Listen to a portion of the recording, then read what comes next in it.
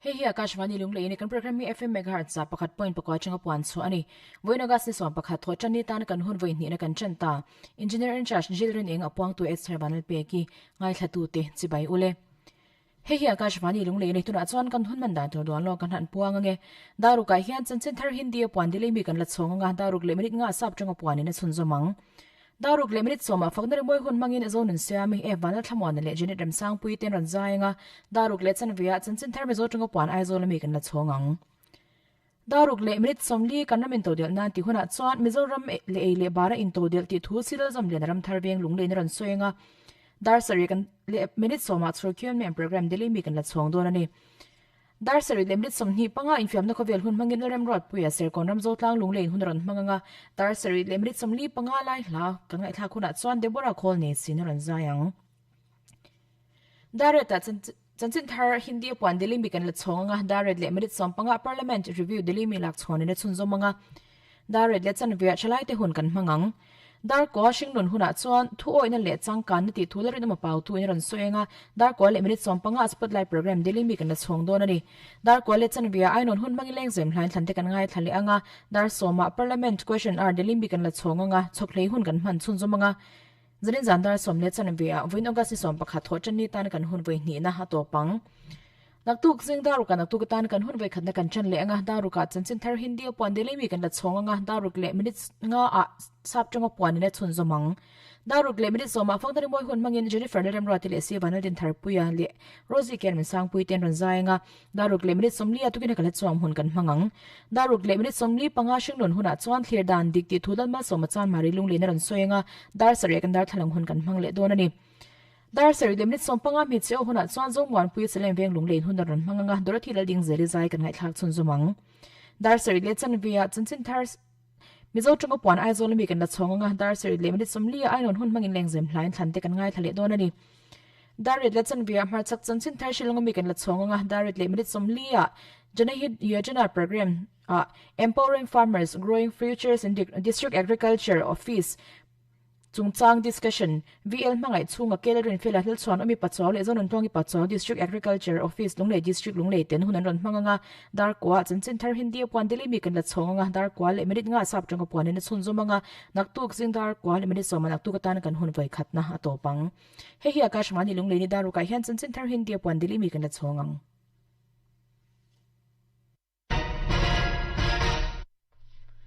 लोकसभा ने आज कराधान विधि संशोधन विधेयक 2025 और आयकर संख्या 2 विधेयक 2025 को ध्वनिमत से पारित कर दिया केंद्रीय वित्त मंत्री निर्मला सीतारामन ने बिहार में विशेष गहन पुनरीक्षण प्रक्रिया और अन्य मुद्दों पर विपक्षी सदस्यों के विरोध के बीच ये विधेयक पेश किए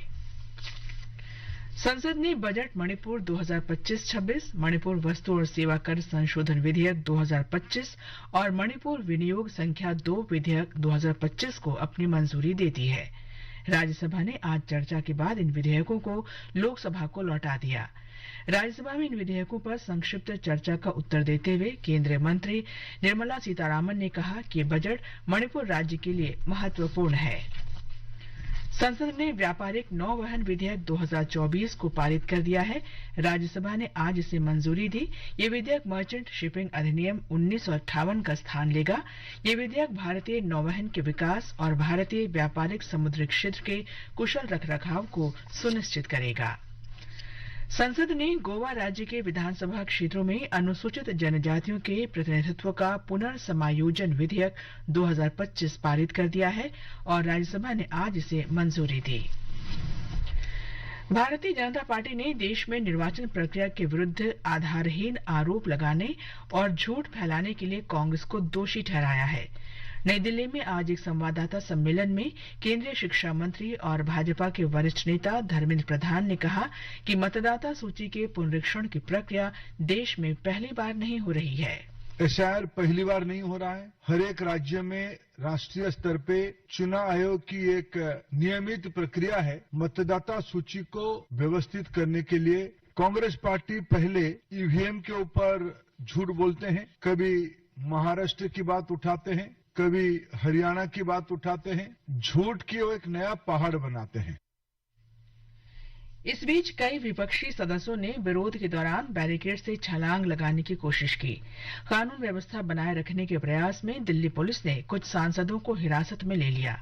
संवाददाताओं से बातचीत में दिल्ली पुलिस के उपायुक्त देवेश कुमार महला ने कहा कि निर्वाचन आयोग ने अपने पास सिर्फ 30 सांसदों को अनुमति पत्र जारी किया था। इलेक्शन कमीशन इनके जाने का मुद्दा था। इलेक्शन कमीशन से हम कंटिन्यूस कोऑर्डिनेशन में थे। इलेक्शन कमीशन ने एक रिटर्न लेटर कल भी दिया था, तो आज भी एक ईमेल उन्होंने भेजी थी। कोई भी 30 लोग पार्टी के इकट्ठे होकर इलेक्शन कमीशन जा सकते हैं। इलेक्शन कमीशन से बात करना चाहता था, लेकिन 200 के लगभग मेंबर ऑफ पार्लियामेंट मार्च करते हुए जब आए तो उनकी सुरक्षा की दृष्टि से, लॉ एंड ऑर्डर दृष्टि से उनको रोका गया, बैरिकेड लगा के उनको डिटेन किया गया वहां पे। लेकिन फिर भी वो जब नहीं माने, उनसे काफी रिक्वेस्ट की गई, तो उन लोगों को डिटेन किया गया। प्रधानमंत्री नरेंद्र मोदी ने आज नई दिल्ली में बाबा खड़क सिंह मार्ग पर सांसदों के लिए नवनिर्मित 184 टाइप 7 बहुमंजिला फ्लैटों का उद्घाटन किया। इस अवसर पर श्री मोदी ने कहा कि 21वीं सदी का भारत अपनी जिम्मेदारियों के प्रति संवेदनशील है। वर्ष 2014 के बाद अब तक सांसदों के लिए लगभग 350 नए फ्लैटों का निर्माण किया गया है। सांसद आवास की कमी होने के बावजूद 2004 से लेकर 2014 तक लोकसभा सांसदों के लिए एक भी नए आवास का निर्माण नहीं हुआ था। इसलिए 2014 के बाद हमने इस काम को एक अभियान की तरह लिया। 2014 से अब तक इन फ्लैट्स को मिलाकर करीब 350 सांसद आवास बनाए गए। प्रधानमंत्री फसल बीमा योजना के अंतर्गत देश के 35 लाख से अधिक किसानों को दावे के भुगतान के रूप में 3,900 करोड़ रुपए की राशि दी गई।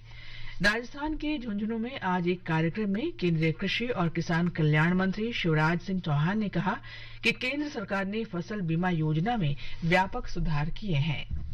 पुणे जिले के खेड़ तालुका में एक वाहन के 100 फुट गहरी खाई में गिरने से 7 महिलाओं की मौके पर ही मौत हो गई, जबकि 31 अन्य गंभीर रूप से घायल हो गए। प्रधानमंत्री नरेंद्र मोदी ने इस दुर्घटना पर दुख व्यक्त किया है।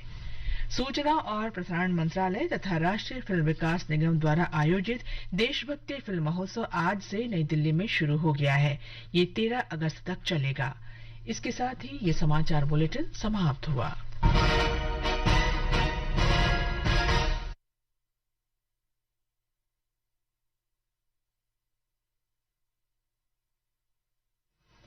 This is Akashvani. The news read by Anuja Kumar.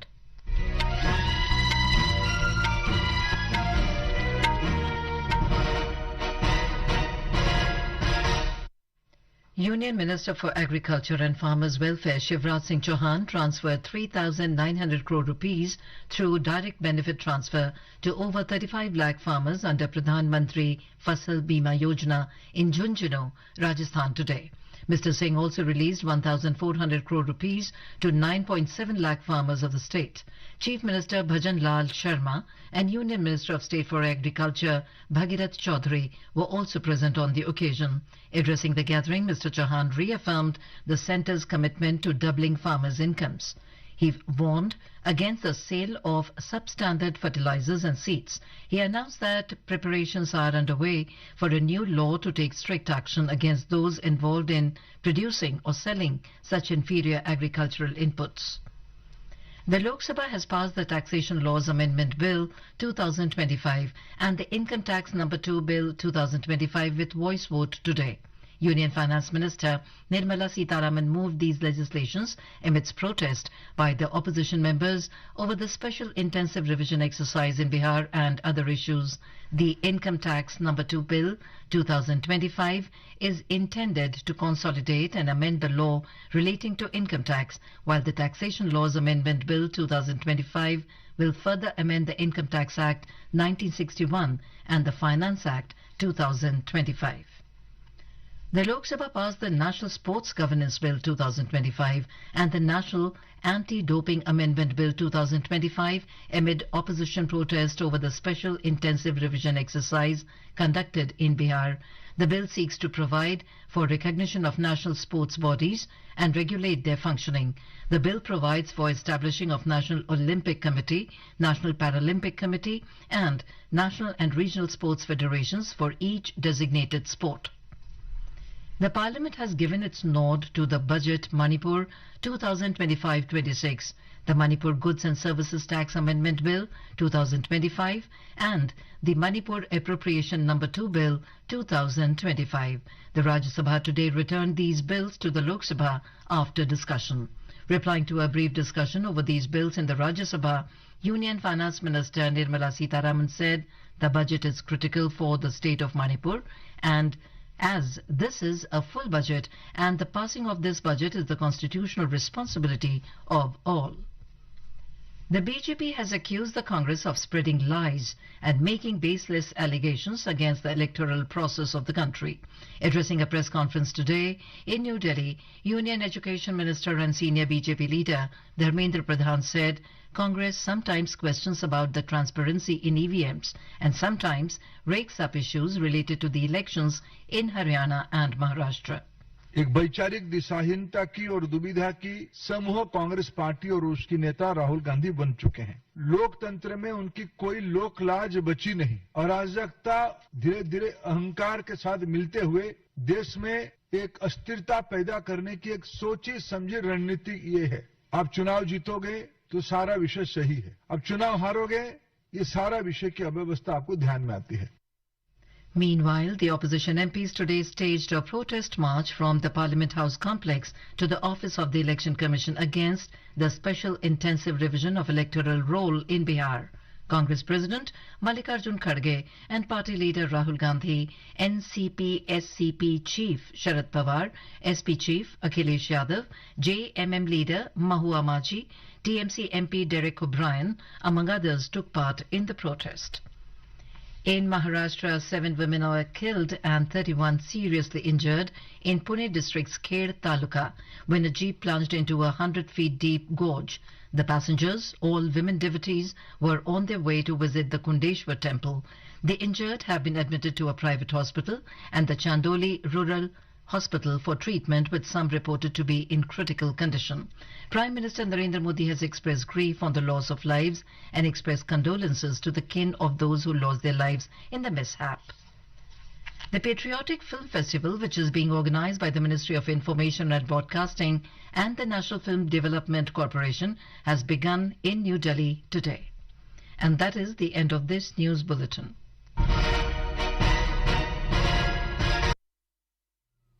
Hey, AKASHVANI LUNGLEI FM, fakna rimoy.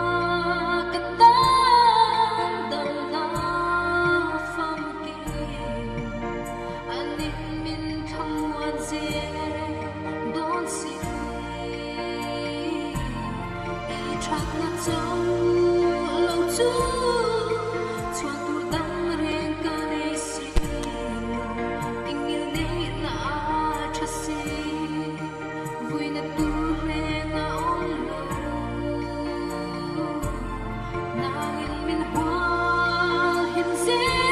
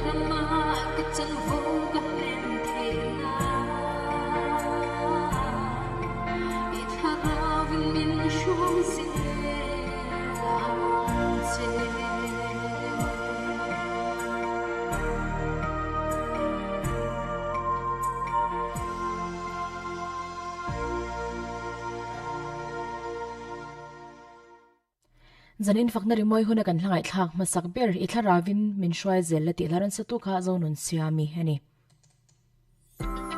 Hello listeners, thanks for being with us.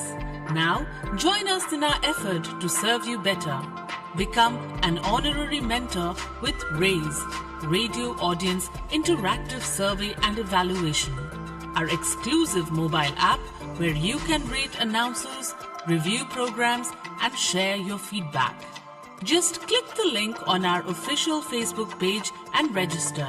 Your active feedback will help us improve and keep up the legacy of AKASHVANI. So, don't just listen, lead the change with RAISE mobile app.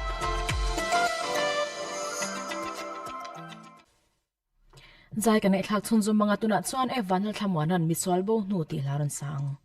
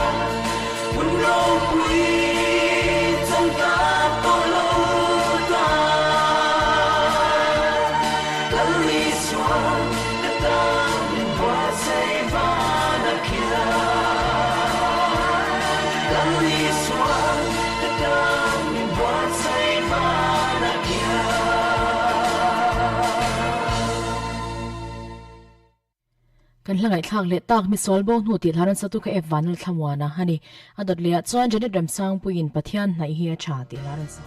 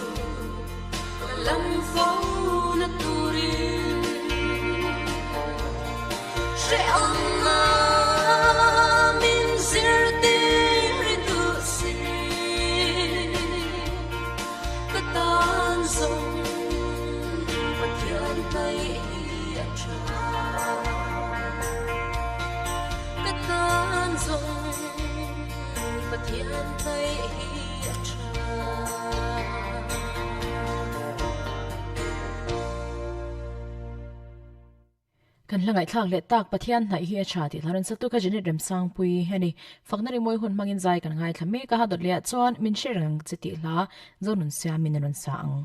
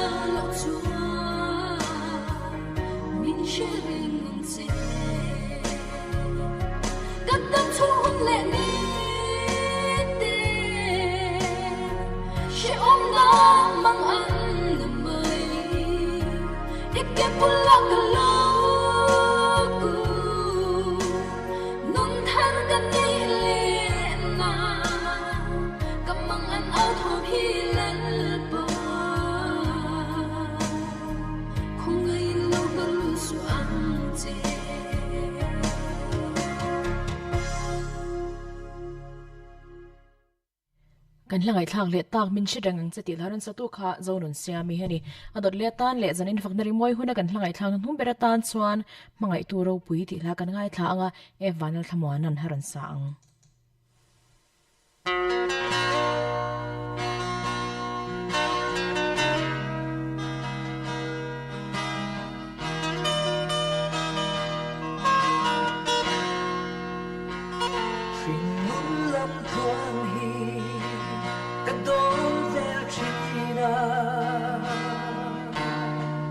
Ingan kerne iping mo di robuyan gay kermin tale irong boltura mi te min chiar kanundan ay loge nang katena op law la kalan lisu hele kanun Janatu in verhim na vangin kapakate iharavi min shuai china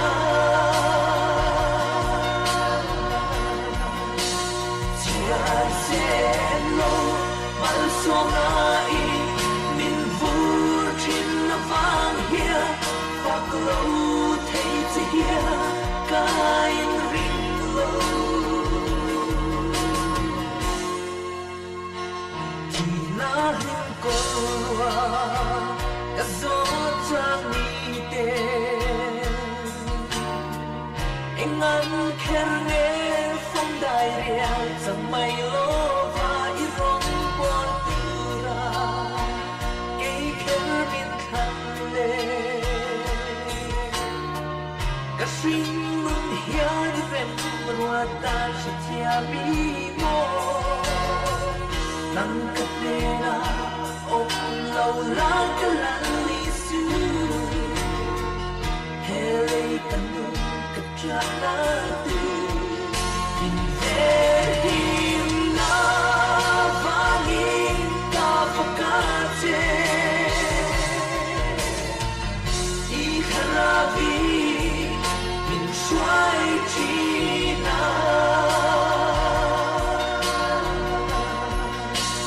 tiazeno malsongai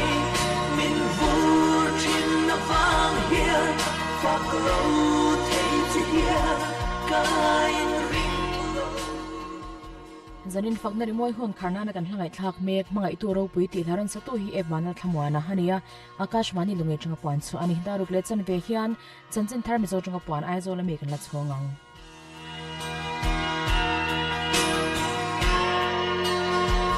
mangai tu zonga ka vai roi lai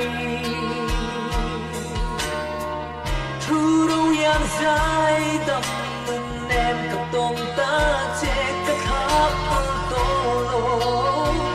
mangai tu rong pui van ram ka then thenga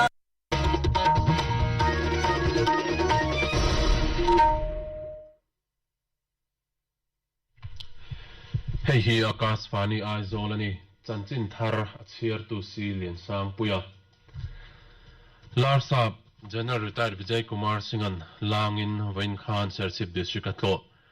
India Ram Zelena Champa Voisam Sri Pakwanalom Nakal Zela Tampon Zar Joy Monare Mi Pui Nena Thlen Be Pui Har Ghar Tiranga Ne Mekani Prime Minister Narendra Modi John Vain Khan MP the Senator Type 7 in Hong Zasumret Pali chu Baba Kharak Singh Mark New Delhi a Hong Parliament John Manipur Budget Sang Somni Panga Somni Puro Pom Larsa General Retired Vijay Kumar Singhan Langin Vain Khan Serchip District Atloa Serchip Borsa Pisa Pui Hola District Sarkar Department Ho Tu Tele Serchip NGO Shroi Tu Tehma Thu Soin District Kon Thok Tu Ten Ele Bara Anawin Tawdal Theina Tura Sarkar Le Pi Changa Scheme Shang Local Chin Te Chu Lok Taka Atam Theng Berlo Chhor Tangkai Turte Mizoram State to Indiaram State Dangte Luk Hau Lo Tura Leilung Han Na Chau Manga Thai Thar Nge Champion Pui Tu Le Abikin State Sarkar Ro Man Noya So Thing Risel Cha Le Thar Cha Atam Atheng Ber Thar Soka Chung Chu Da That The Tura Siam Le Thin Ni Se Ati We need to see the supply of the book. During the season that you get fresh ginger, there's so much of production, there's so much of produce that the prices in the market go. Dry the ginger. Dry ginger has got a better market price. Dry ginger can be stored for longer and it fetches much more than what the fresh ginger fetches. And probably that will reduce the amount of fresh ginger that is coming into the market and will push up the prices of fresh ginger. Larsap Chuan District Chunga Sarkala Pi School Te Chu Tangkai Zoka Lo Chhor Zel Turte Mizo Thalai Te Chu An Mani Le An Chung Ko Tana Tha Pakhat Atam Theng Si Payalu Tura Afui Baka Mizo Ram Chu Rui Hlo Kalkong Pakhatani Thule Rui Hlo Hian Thalai Te Chau Ni Lo State Malam Hun Zel Tana Thilpoi Tak Athan Chho Dono Wangin Rui Hlo Tol Tu Te Man Konga Thu Nei Tu Te Thei Top Chua Lo Tran Pui Thin Turin Pui Te Asom Bok Governor Hi All NGO Coordination Committee Shuai Tu Tenen In Kom Chun Zomim All NGO Coordination Committee Shuai Tu Te Suam Home Ministry Atanga India Le Myanmar In Kar Hung Tumna FMR Border Fencing Chu Tha Anti Pui Thule Chak Taka Kalpui Turte District Chunga NHIDCL 10 Kong Pui Sia Meka Manro Tha Le To Zok An Man Nge The Nana Malak Pui Zel Turte Serchip District Chunga Myanmar Le Bangladesh Ral Ta Din Mundik Tak Ti Chiane The Nan Le Chiatlang Daya Industrial Training Institute ITI Building Sangzo Vekpo Ataka Man Thuain The Nan Malak Pui Turin Ngen Ani Larsa Pian Serchip 14 Some Rifles Mun Pui Ko Nuwa Kum Sahni Le Som Pakata Lung Lo Pum To New Serchip Shalom Special School Chu Ko In Roban No Zilai Le Zirti Ru Te Paka School Management Committee Ten Lo Dong Sungim An School Momo Shang Te Ano Ten Ani Larsa Pian Chulam Khan Chingchi Basainik School at Lo Bok Ani Chief Minister Plan Oman Office UDNPA official the Komin Tenzor PCT Master Plan CM2 Turzon Nakalpi Meka and Tensin Puya Chief Minister He Puvanal Din Fana Secretary Chief Minister Troy Omani UDNPA Secretary Pulama Samapacho Suan Thalui July Nisomnipani Khan Master Plan CM2 Turzon Mashuai request for proposal for selection of consultant anti Thule Company Lian Tak Tak Somle Pureten Arong event Huatalanga Heng Pre-bid queries Ranezing Ahin Kovel Huapa Company Chatapo until Tuatalang. Romananga Tilakal Suan, 2 September Tatirian, Atok Tur, Hanahi, Nefem Hantumani October Hatringin, Nantananga, Sorkar, Kumsungin, Master Plan Poimos to pay Felman and Tumang, Sorkar to Mipuino, Som Vels and Tinatur, Kopui Chankang, Tensor PCT, Dintumin Malameka, Ministry of Housing and Urban Affairs chuan master plan siam na tur cheng ve bel che som apeto ani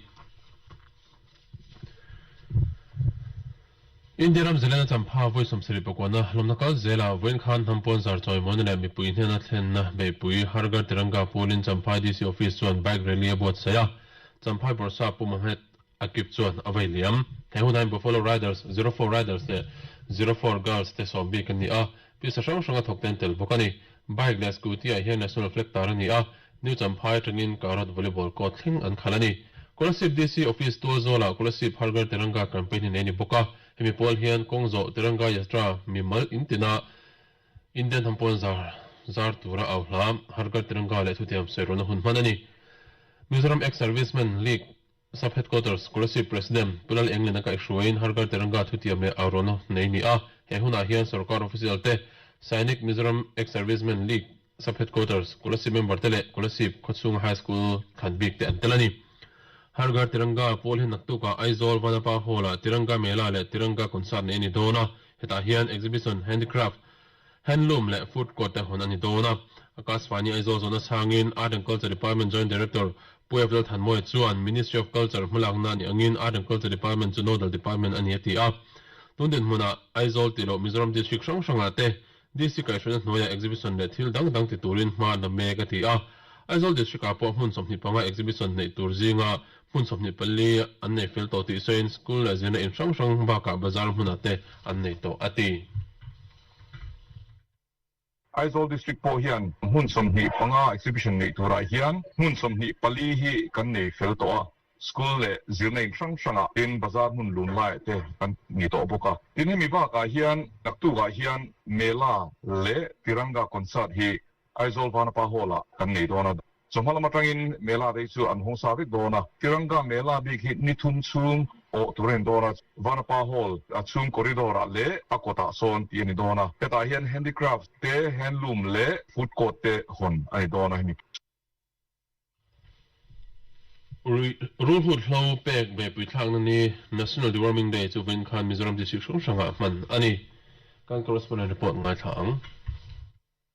National Deworming Day hi Sarkar Lapit Hoyan Ministry of Health and Family Welfare Malakani in Ministry of Women and Child Development le Ministry of Human Resource Development nen thokovin no pangkum khat achenga payroll kumsom pako ingarted rulhut an pailam na turle rulhut paya wangan hung chalote injirtir na atan rampuma kumtin February ni somle August ni somate manchin ania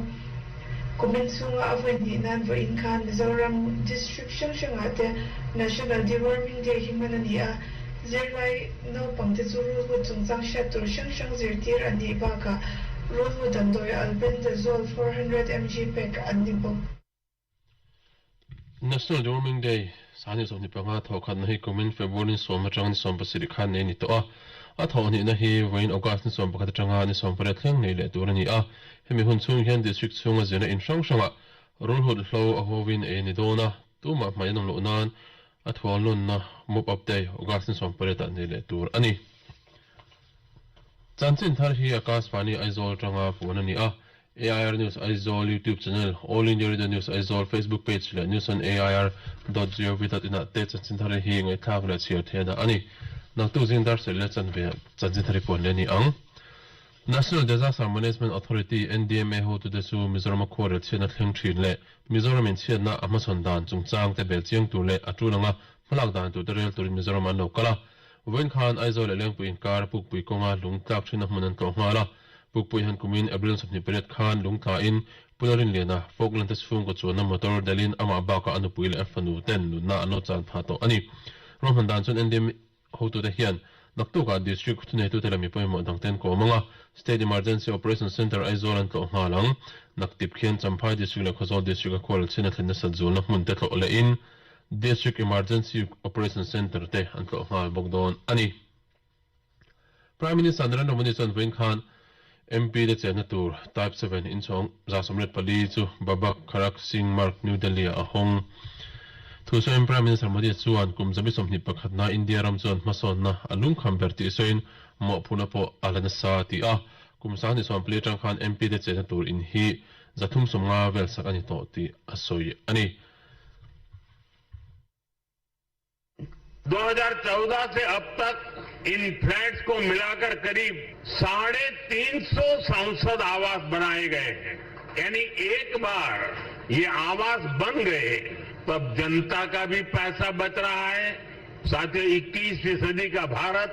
जितना विकसित होने के लिए अधीर है उतना ही संवेदनशील भी है।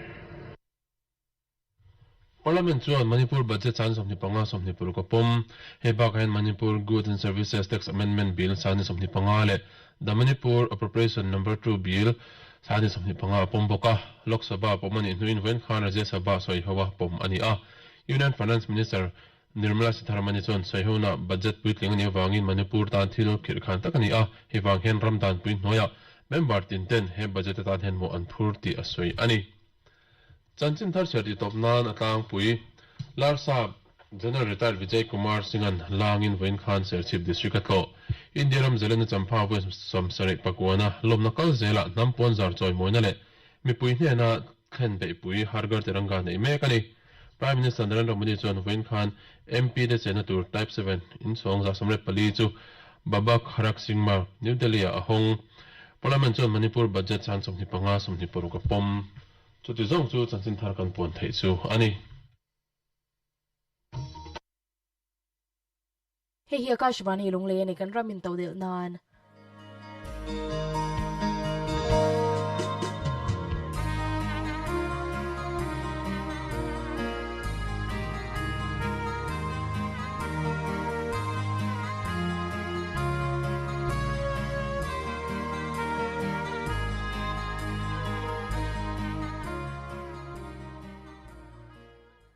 kan ramin tawdel nan ti hun kan lo thleng le ta kan program ngai thatu te chebai ule zanina hian Mizoram le ele bara in tawdel ti thu kan ngai thadona aron soitu tur hi sila zom le ram thar veng lunglei me ne ilongai thang Mizoram ele bara in tawdel kan thu pui chai tur hi abul ang rengin ka ria eng gizong han soi tur nge ti riat thiam har ka ti le maya a chian ang chuan a chiang thokata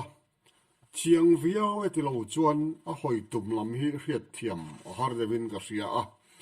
a sia chofia a reng thowa ma se a tum lam riat thiam a hara a eng po chuni ta se thiam ang tok le phak tokin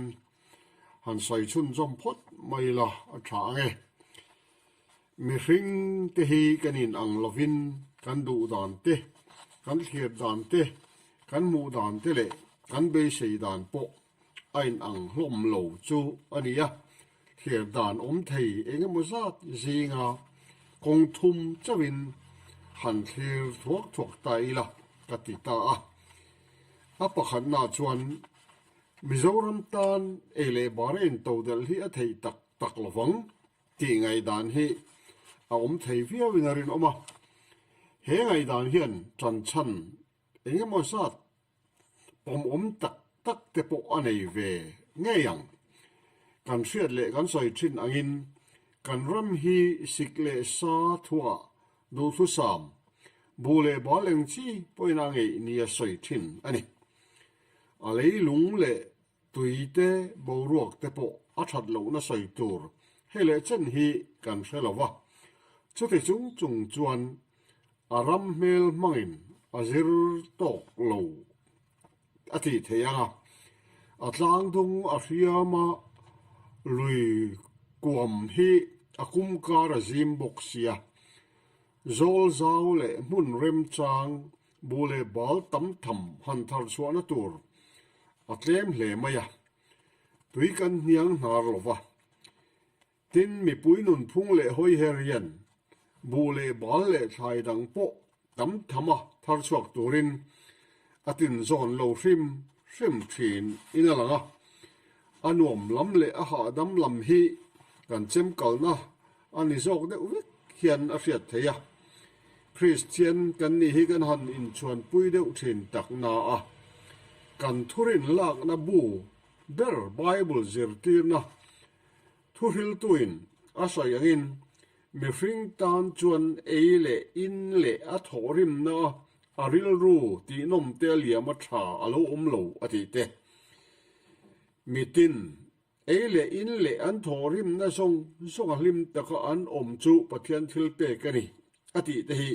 kan hre thadu manglova thu fingin mi tai mangai tuana chuan nei nun na lam chau apana mi that chia ero chuan tlak cham na lam chau apana ni ati te hi rin tlaga kan ngai lo emoni loini adanga po kut dong na chuan re thei na thlen thina mi tai ma kut ero chuan ho sak na thlen thin thu fingin ati te hi kan ring lo emoni ta ni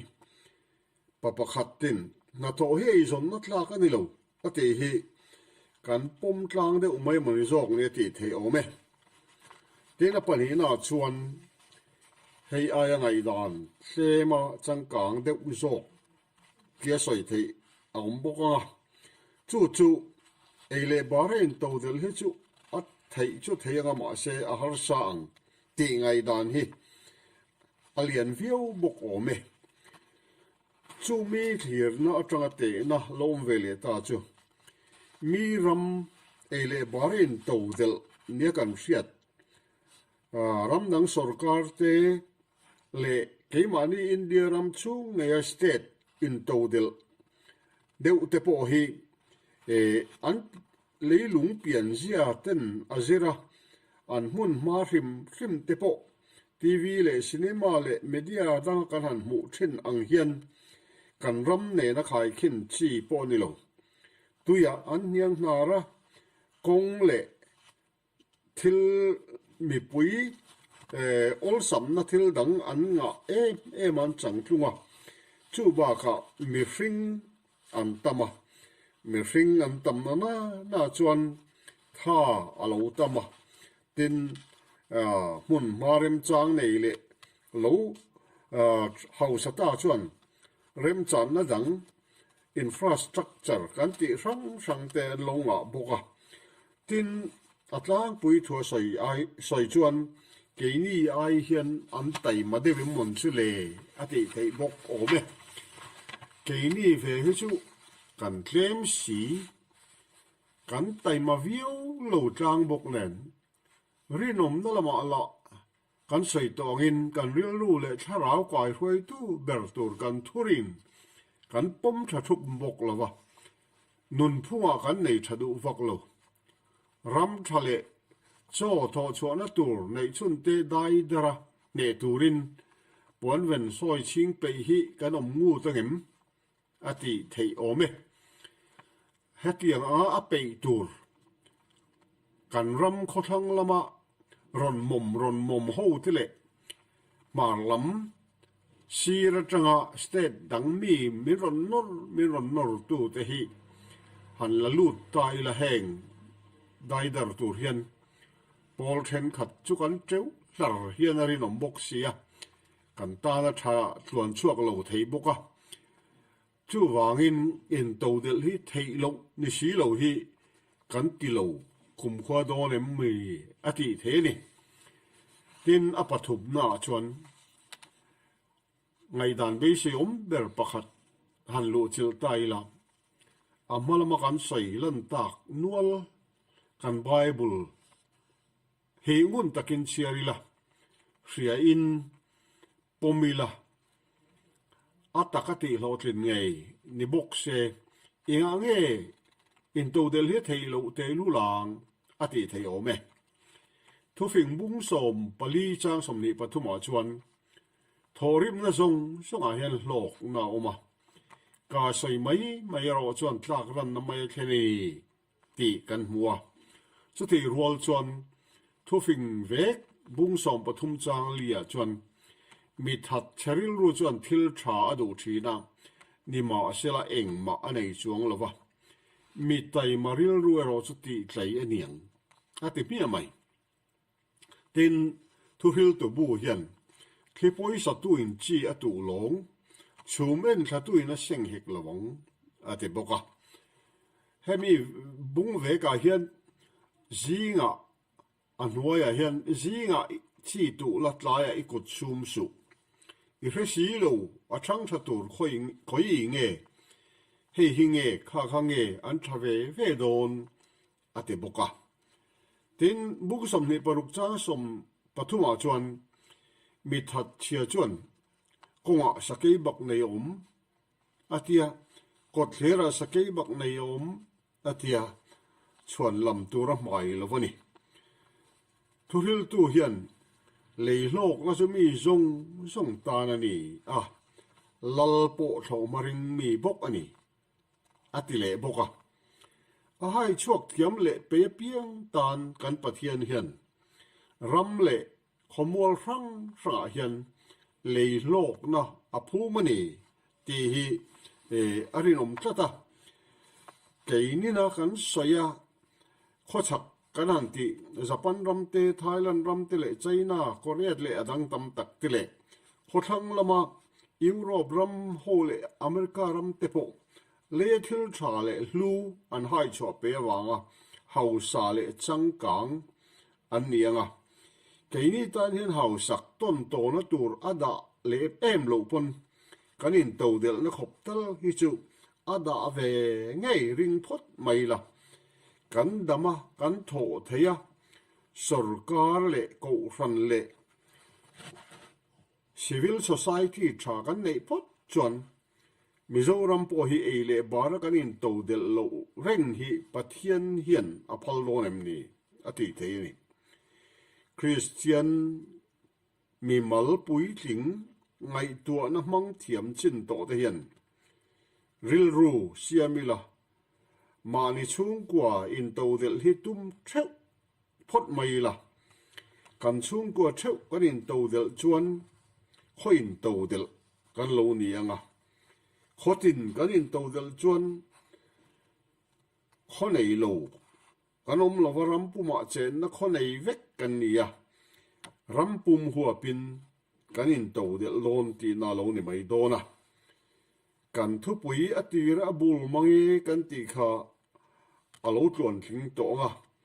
tu dang ngai lovin ram dang le state dang in to del te kan lo chung en thin te kha kan lo tluk ve to mayam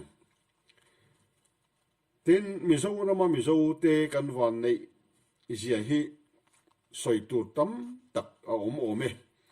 Christian vek kan nia kan ei le in kan trong le nun phung akal rol tlang veka kan khotlang in opdan le kan nun phung a rol tlang boka pi le pu chana khosak dan le nun phung chim le mar le chak le thang kan rol tlang vek bok kong tam taka nam dang le ram nang mi te aya that chung chuan na kan nei vek bok pathian in mi hring hi hu howa cheng tura siam kan ni en ti hi keini nam anga ti dik le nun pui khovel ram danga hian anom do le mi ti turani a tha zong le thalo zong po in en to na in ti mu chak e mai nam kan nia thenom pa nei ang nei tum then po om pa ti ang ti ve tum a tha zong po a thalo lam po in ti mu chi kan ni fur mai ko ran sir tir na hian mi pui mi mer hi min ne tinga mania mi tlem te lu le ngol tot pathian le mi hring mit po veng lo le poi sak nei lo hi chu khotina an om na me vuk mai heng ho hi chuan nam pum le khotlang nun kong pui apot buai lem lo atam zok fe asom kwa le chuang hi za som le kwa le chuang hi thoi thei le kai huai nuam kan ni chu wangin huai tu dik le tha kan nei boka ma son na le in to del na kong thuam pui kan zo phot chuan kan in to del lo na tur hi om thein arin om lo chu wangin tu kira kan thu pui hi atlang kom na tan chuan Mizoram eile bara in to del hi a thei nge ni ti hi a chiang le ni ti ni kalome Mizoram le ele bara in todel ron soitu ka sila zom le naram tharaveng lunglei ami ne zai longai thang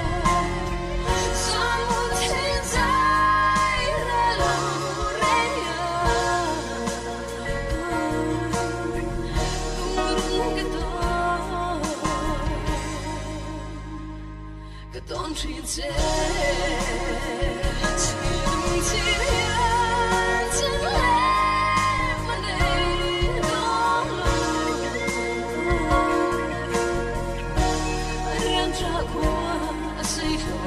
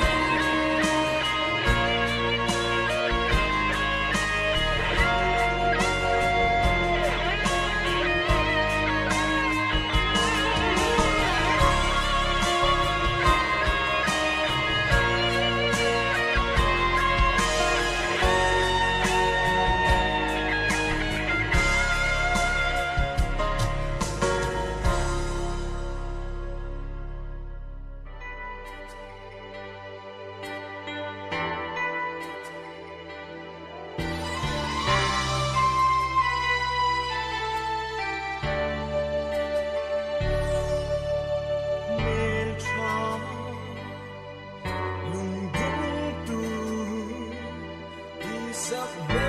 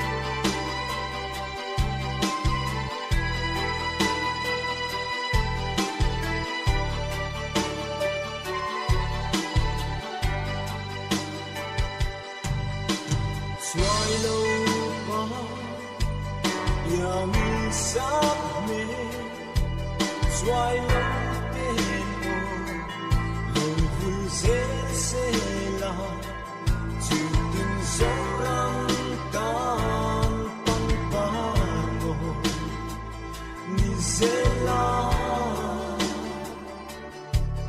qua nụ mặn sồn na y đâm sóng té tầng râm lệ nam tan hà chung dễ li liền dòng té lung tung tu bê dễ lắm dễ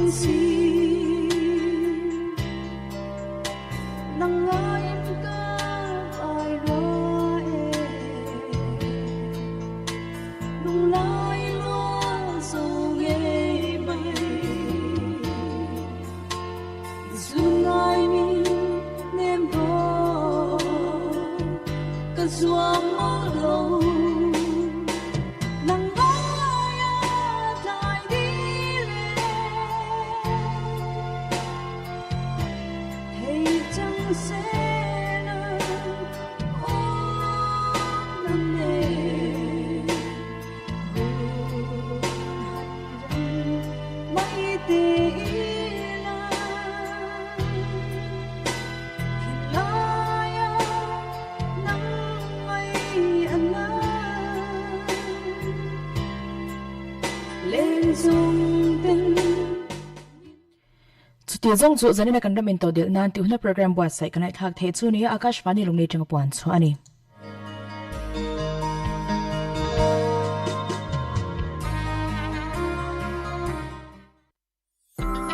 नमस्ते श्रोताओं, हमारे साथ बने रहने के लिए धन्यवाद। अब आपको बेहतर सेवा प्रदान करने के हमारे प्रयास में हमारे साथ जुड़े। रेज रेडियो ऑडियंस इंटरैक्टिव सर्वेक्षण और मूल्यांकन हमारे विशिष्ट मोबाइल ऐप के साथ मानद संरक्षक बने, जहां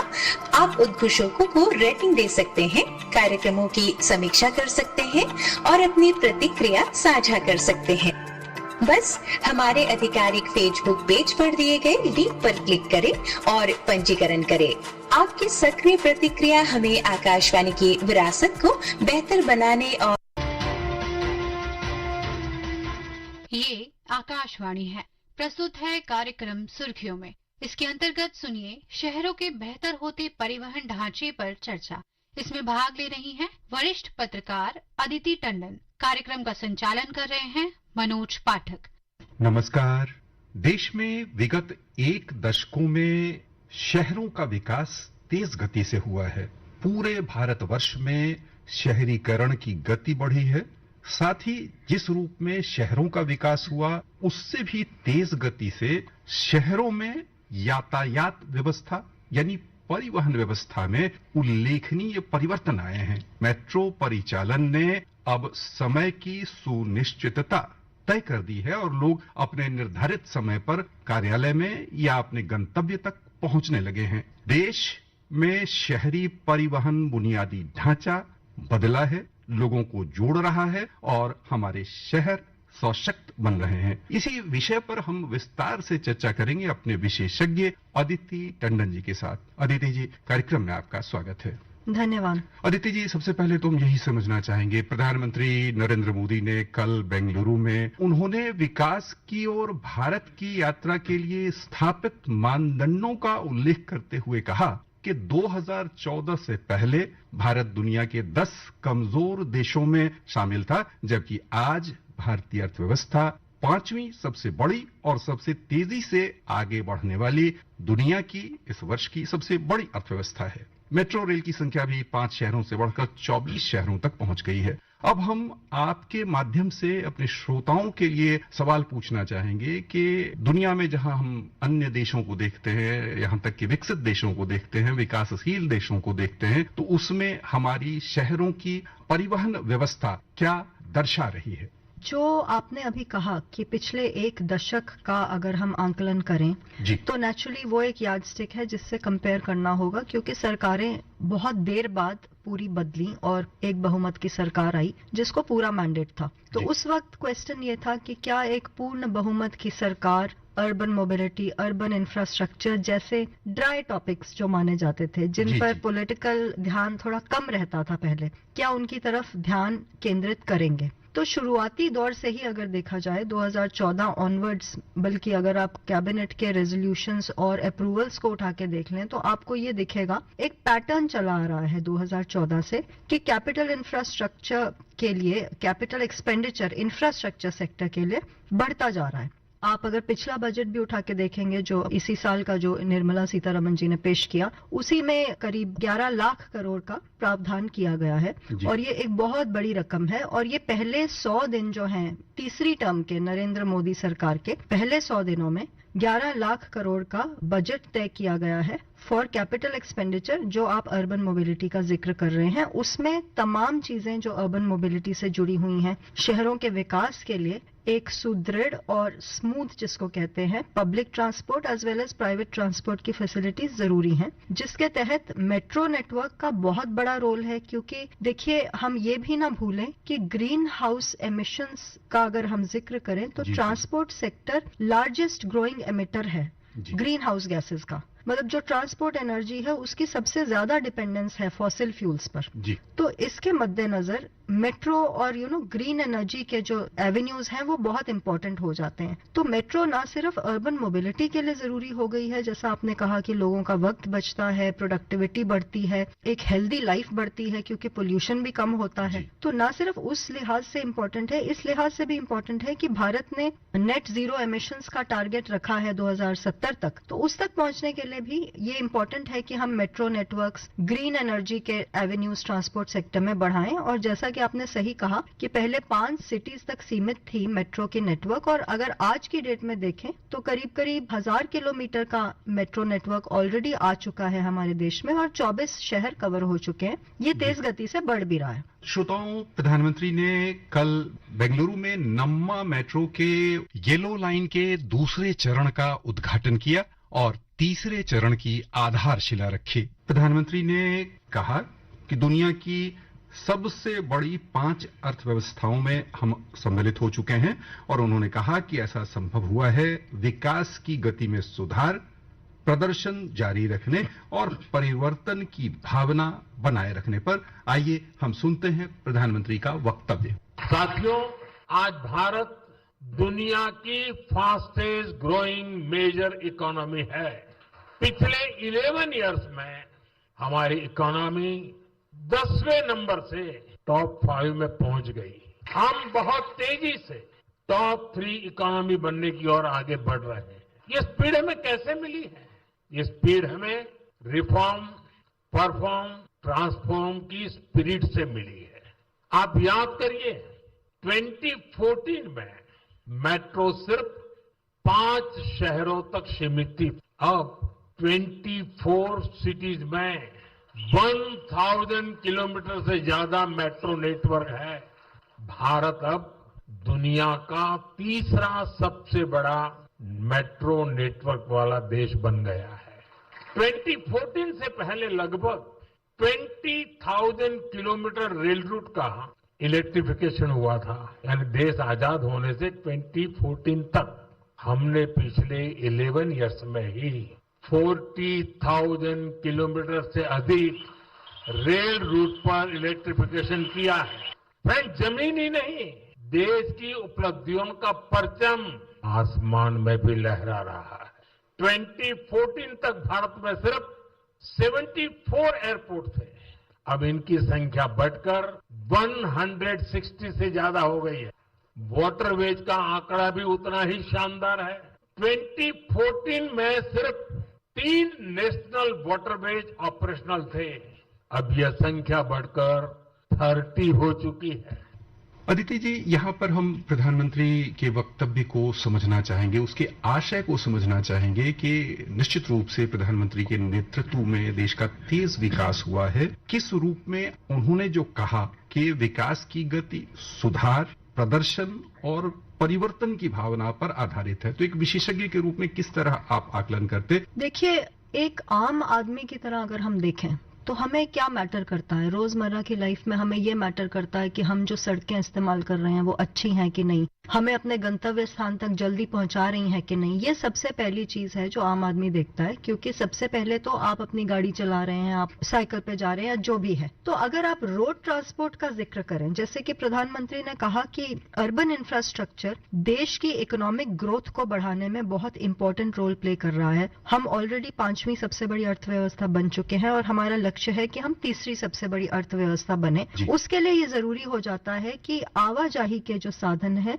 वो स्मूथ हो। तो उसमें सबसे इंपॉर्टेंट, आप रेलवे सेक्टर का जिक्र कर चुके हैं, मैं रोड ट्रांसपोर्ट का जिक्र करना चाहती हूँ। रोड ट्रांसपोर्ट और हाईवेज की अगर आप बात करें और आप एनालिसिस करें तो आप देखेंगे कि 2014 में जो लेंथ थी नेशनल हाईवेज की हमारे देश में, वो करीब 90,000 किलोमीटर थी और वो आज की डेट में ऑलमोस्ट डबल हो गई है। 90,000 से करीब 2024 में अगर देखें तो ये डबल हो चुकी है लेंथ। और इससे भी इंपॉर्टेंट चीज है कि जो एवरेज एनुअल कंस्ट्रक्शन हाईवेज की होती है कि एक दिन में कितनी हाईवे हमारी मिनिस्ट्री ऑफ रोड ट्रांसपोर्ट बना पा रही है, ये भी जो आंकड़ा है बहुत हद तक बढ़ चुका है। जैसे ये पहले 8 किलोमीटर प्रतिदिन अगर था 2014 में, तो 2025 तक आते आते ये करीब करीब 35 किलोमीटर प्रतिदिन हो गया है। तो इन रिफॉर्म्स की वजह से, आपने इच्छा शक्ति की बात की, तो इच्छा शक्ति का सबसे बड़ा रिफ्लेक्शन यही होता है कि ग्राउंड पे कितना क्रियान्वयन हो रहा है।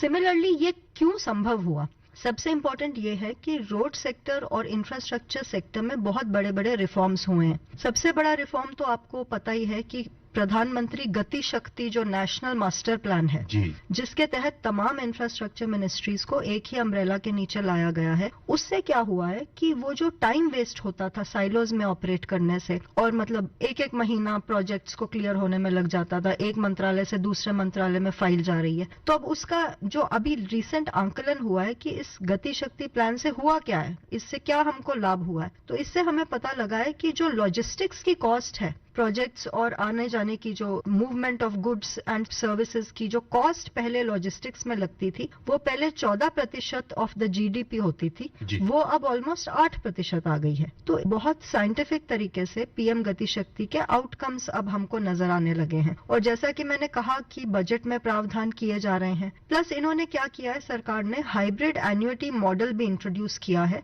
ये ऐसा मॉडल है जिससे प्राइवेट सेक्टर की जो पार्टिसिपेशन है मेजर इंफ्रास्ट्रक्चर प्रोजेक्ट्स में, वो एनेबल हुई है, और उससे प्रोजेक्ट कंप्लीशन और जो प्रोजेक्ट की फाइनेंशियल सस्टेनेबिलिटी है वो भी इम्प्रूव हुई है। तो एक बहुआयामी अप्रोच के साथ आगे बढ़ रहे हैं इंफ्रास्ट्रक्चर सेक्टर में। आइए सुनते हैं बेंगलुरु स्थित आकाशवाणी संवाददाता की रिपोर्ट। प्रधानमंत्री द्वारा कल संचालित येलो लाइन ने आज से सार्वजनिक रूप से संचार आरंभ किया है। आज सुबह 6:30 पर पहली सेवा आरंभ हुई और केवल 35 मिनट में अपने 19 किलोमीटर की यात्रा को समाप्त किया। रास्ते पर यह दूरी 1 घंटे से ज्यादा लगती है। बेंगलुरु पॉलिटिकल एक्शन कमेटी, जो स्वतंत्र एजेंसी है जो सार्वजनिक सुविधा के सुधार पर काम करती है, उनके रिसर्च और प्रोग्राम एसोसिएट प्रियंका कृष्णन ने आकाशवाणी के साथ बात की है। नमो मेट्रो की येलो लाइन के इनॉग्रेशन से हम सब बेंगलुरु में खुश हैं। ये 19.75 किलोमीटर लॉन्ग लाइन यहाँ का मेट्रो नेटवर्क को 96 किलोमीटर लॉन्ग बना रहा है। इसे 16 स्टेशन कनेक्ट हो रहा है आरवी रोड से बोमसंद्रा तक। येलो लाइन अभी के लिए 3 ट्रेन से शुरू हो रहा है, इसलिए 25 मिनट की फ्रीक्वेंसी रहेगी। आज 2026 में जब ये फुली ऑपरेशनल होगा 12 ट्रेन रहेंगे। हम आशा करते हैं बाद में 6 मिनट और चलते चलते 3 मिनट की फ्रीक्वेंसी में इम्प्रूव हो जाए। बीएमआरसीएल एक्सपेक्ट करते हैं कि इस केवल येलो लाइन में 4.5 to 5 लाख तक कम्यूटर्स यूज कर पाएंगे जब ये फुल्ली ऑपरेशनल हो जाएगा। मेजर आईटी हब्स और इंडस्ट्रियल हब्स को कनेक्ट करता है ये लाइन, क्योंकि ये इलेक्ट्रॉनिक सिटी और बोमसंद्रा को कनेक्ट करते हैं सिटी से। होपफुली इससे with better frequency of trains yellow line और भी लोग प्राइवेट व्हीकल यानी कि कार और बाइक से public transport that is metro और बसेस में शिफ्ट हो जाए और फाइनली हमारा ट्रैफिक इम्प्रूव हो सकता है। बेंगलुरु में यही तरीका है बेंगलुरु का ट्रैफिक कम होने की। थैंक यू, धन्यवाद। येलो लाइन के 2 इंटरचेंज रहेंगे, एक आरवी रोड के पास ग्रीन लाइन के साथ और दूसरा जयदेवा हॉस्पिटल स्टेशन के पास जो पिंक लाइन से कनेक्ट करेगा। इससे यात्रा सुगम और शीघ्र हो पाएगी। सुधींद्र, आकाशवाणी समाचार, बेंगलुरु। श्रोताओं, यदि हम गति शक्ति की बात करें और यदि हम शहरी परिवहन की बात करें, तो चाहे वायुयान का परिचालन हो, छोटे छोटे शहरों में वायुयान सेवा की पहुंच बढ़ी हो, साथ ही सड़कों पर आने जाने में लगने वाला समय घट गया हो, वाहन परिचालन पर जो समय लगता था, साधन लगते थे, वाहन खराब हो जाते थे, खराब सड़कों के कारण वहां बचत हुई है। और यहां हम आपके माध्यम से समझना चाहेंगे कि ये शहरों में यातायात में जो बुनियादी ढांचे में व्यापक विकास हुआ है, यह किस तरह शहरों को मजबूत बना रहा, कैसे उन्हें इंपावर कर रहा है। देखिए, एक तो इंजन्स ऑफ ग्रोथ बनती हैं सिटीज जब इंफ्रास्ट्रक्चर और अर्बन मोबिलिटी पे फोकस होता है। एक तो इंडस्ट्रियल ग्रोथ बढ़ती है सिटी की, सिटीज एक इकोनॉमिक पावर हाउस के तौर पर आगे बढ़ती हैं। दूसरा क्या होता है ह्यूमन प्रोडक्टिविटी बढ़ती है जी। आपका मेरा वक्त बचता है, हमारा साइकोलॉजिकल इम्पैक्ट जो है अच्छे इंफ्रास्ट्रक्चर का वो काम पे भी नजर आता है, तो वो उसमें भी ट्रांसलेट होता है। प्लस जॉब्स बढ़ती हैं क्योंकि आप इन्वेस्टमेंट बढ़ा सकते हैं, आपके पास इन्वेस्टर ज्यादा आता है। जिस शहर में अर्बन इंफ्रास्ट्रक्चर अच्छा होता है या कि सड़कें अच्छी होती हैं, लॉजिस्टिक्स की फैसिलिटीज होती हैं, वहां जाहिर तौर पर इन्वेस्टर्स आएंगे तो एम्प्लॉयमेंट बढ़ेगी तो इकोनॉमिक ग्रोथ होगी और उसी से सस्टेनेबिलिटी भी आएगी लाइफ में। श्रोताओं, यहाँ हमें सजग होने की आवश्यकता है। हमें और आपको मिलकर अपनी परिवहन व्यवस्था, विशेष रूप से जो शहरीय परिवहन व्यवस्था है, उसमें यदि हम पैदल चलने वालों और साइकिल चलाने वालों के लिए स्थान सुनिश्चित करेंगे तो निश्चित रूप से परिवहन व्यवस्था और बेहतर बनेगी। बहरहाल आप सभी श्रोताओं की ओर से अदिति जी हम आपको बहुत बहुत धन्यवाद देना चाहेंगे। धन्यवाद। अभी आप सुन रहे थे शहरों के बेहतर होते परिवहन ढांचे पर चर्चा। इसमें भाग ले रही थी वरिष्ठ पत्रकार अदिति टंडन। कार्यक्रम का संचालन कर रहे थे मनोज पाठक। यह कार्यक्रम आकाशवाणी के समाचार सेवा प्रभाग द्वारा प्रस्तुत किया गया। इसे आप हमारे mobile app news on AIR और YouTube channel news on AIR official पर भी सुन सकते हैं। इस कार्यक्रम के संबंध में अपनी प्रतिक्रिया आप हमें ईमेल या व्हाट्सएप के माध्यम से भेज सकते हैं। ईमेल का पता है airnsdtalks@gmail.com और व्हाट्सएप नंबर है 9289094044। Hei Akashvani Lunglei FM na Khovel.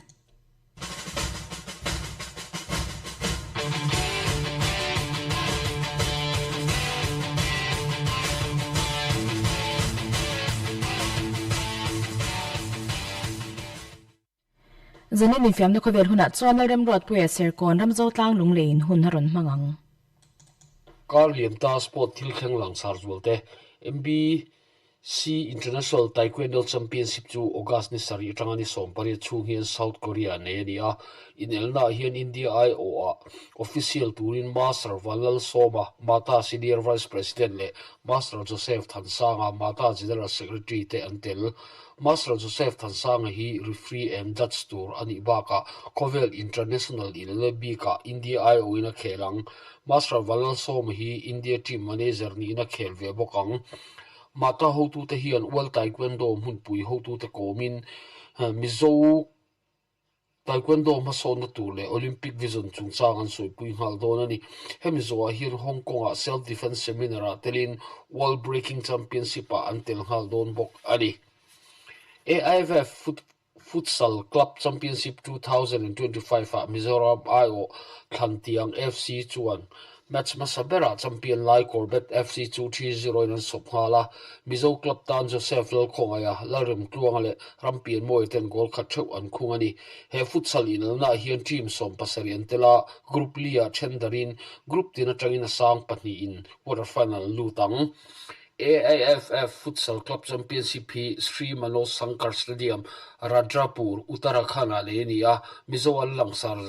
le Khantiang FC hi Mizo khom ania Bengal Club Corbett FC a hian Mizo som lai an boka Mizo players te hi anin hrana anni Khantiang FC hian an match ni na nikuma pani na Goloza chu 4-6 an the lo thunga state sang in hang kai turin an mabaka chak an mamo hle ani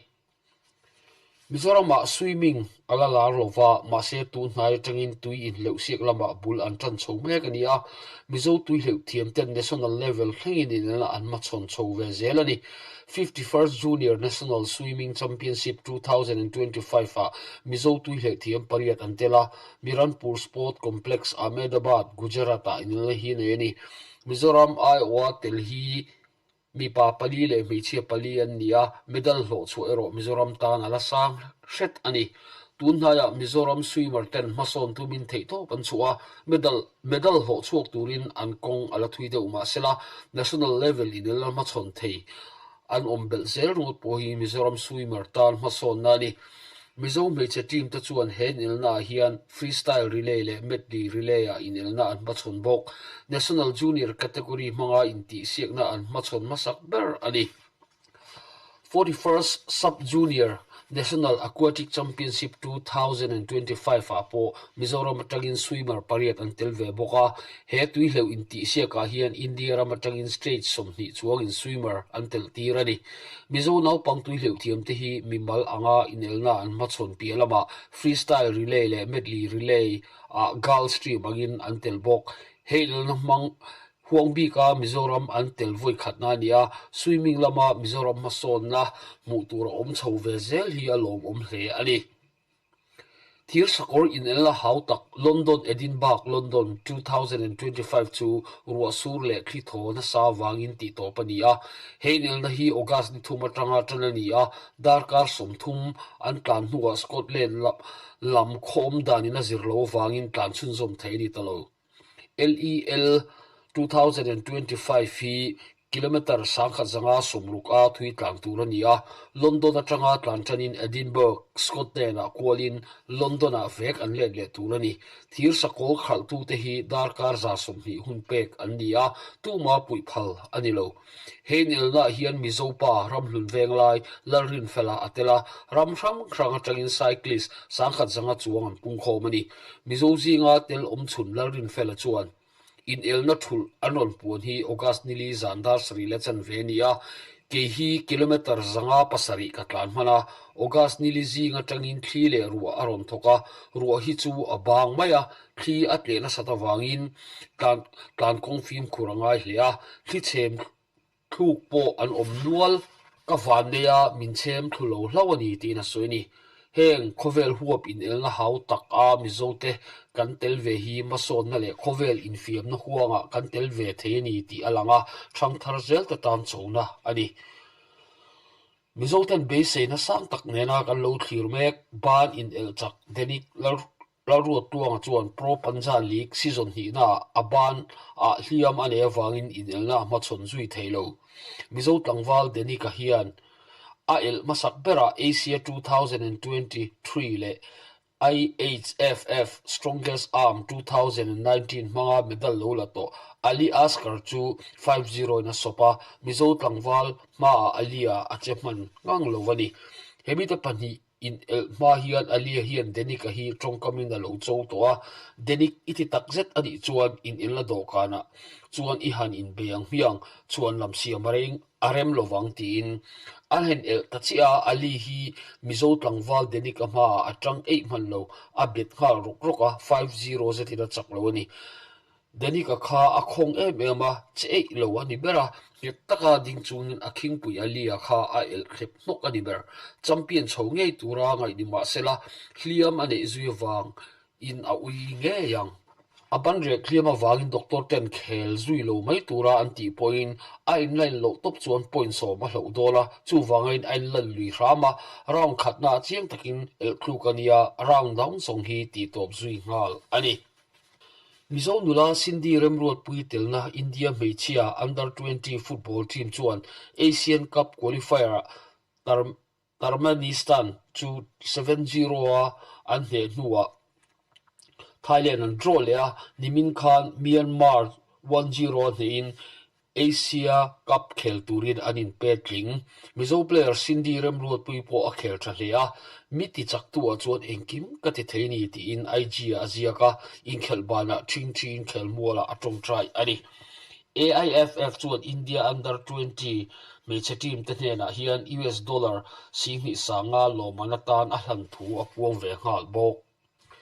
Mizoram Football Association board sai Day Football 2025 group stage khelzo ania Mizoram Tolchung Football anung chhomek ti theni Mizoram India ma football la sang I League club pani kanneya tula Day result clearin I League club te chungnun big na alanglo MPL club Thar Kanan FC le Sai Khamakon FC an chitra I League club Aizol FC le Chanmari FC baka champion lai Mizoram Police in ilna anthunun lo ti ahriathei Day football a hian MPL club pariat baka Aizol DFN Royal First Division club panile Mizoram Pola Changa Chalu FIFA Talent Academy ten ilna an machonani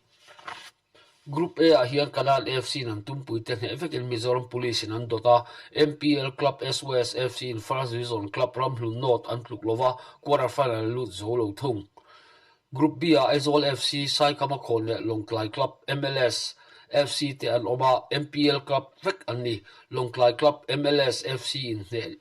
nei lovin knockout state an kleng phalo thung. Group C a I-League Club Chamari FC Dinthar FC Tuithiang FC le FIFA AIF Talent Academy te omin Chamari FC in point full point mu in knockout round an luta MPL Aaron Ledlim Dinthar FC le First Division Club Tuithiang FC te knockout round an lut bok. Quarter final a Mizoram Police le Aizol FC te ain sunghal dona Chamari FC in First Division Club Ramhlun North an Machonanga achak zok ve ten semi-final an khel zuyang le lama MPL Club thar ve Dinthar FC le Saikama Content an khelanga Kanan FC in Tuithiang FC an Machon bokang. Quarter final hi voin Trangkhal khel Tranghal ania semi-final hi ni lai nia khelania nga final hi August ni sompanga Independence Day a khel aniang. Mizo football ngai nutu ten kan ngai event Mizo thalai tam tak hong thei Indian football boy da chuan zia omlam apan ma sela ataka athen phot lo chuan ngai athazan thei lovani. All India Football Federation President Kailian Chubey chuan Indian football season bulchan Super Cup khel ani tur thu asoi. AIFF hian ninga ni khan Indian Super League Club som pathum nen in mu khomna an neya Indian Super League Club te kal zel dan tur an soya bulchan nan Super Cup khel ni se ti in an soya ni Super Cup hi ISL season zo khel thinania kumina ero India ram football a bu ema wangin ISL season tan thei ani rilova Super Cup manga season bulchan turin AIFF president chuan thu chu asiamani Chanani nge ngem ti chu Indian football fans te so na alani thawani season thara ISL khel ani don le don lo achian lo renga wangin ISL club pariaten in thurwalin AIFF nena lekha Anton hiala ISL club te hian an malam huns soi ho an duwa AIFF hian top flight league club io te hi ninga ni kalta kha New Delhi a imbiak na ani puizuita ani AIFF president Chubey chuan ISL club pariat ten an mahun ti chen an duwa meeting a hian an ron telveka amuna telve theilo mahun began East Bengal le Odisha io te point online in meeting hi an ron chimani ti in press meet e ashil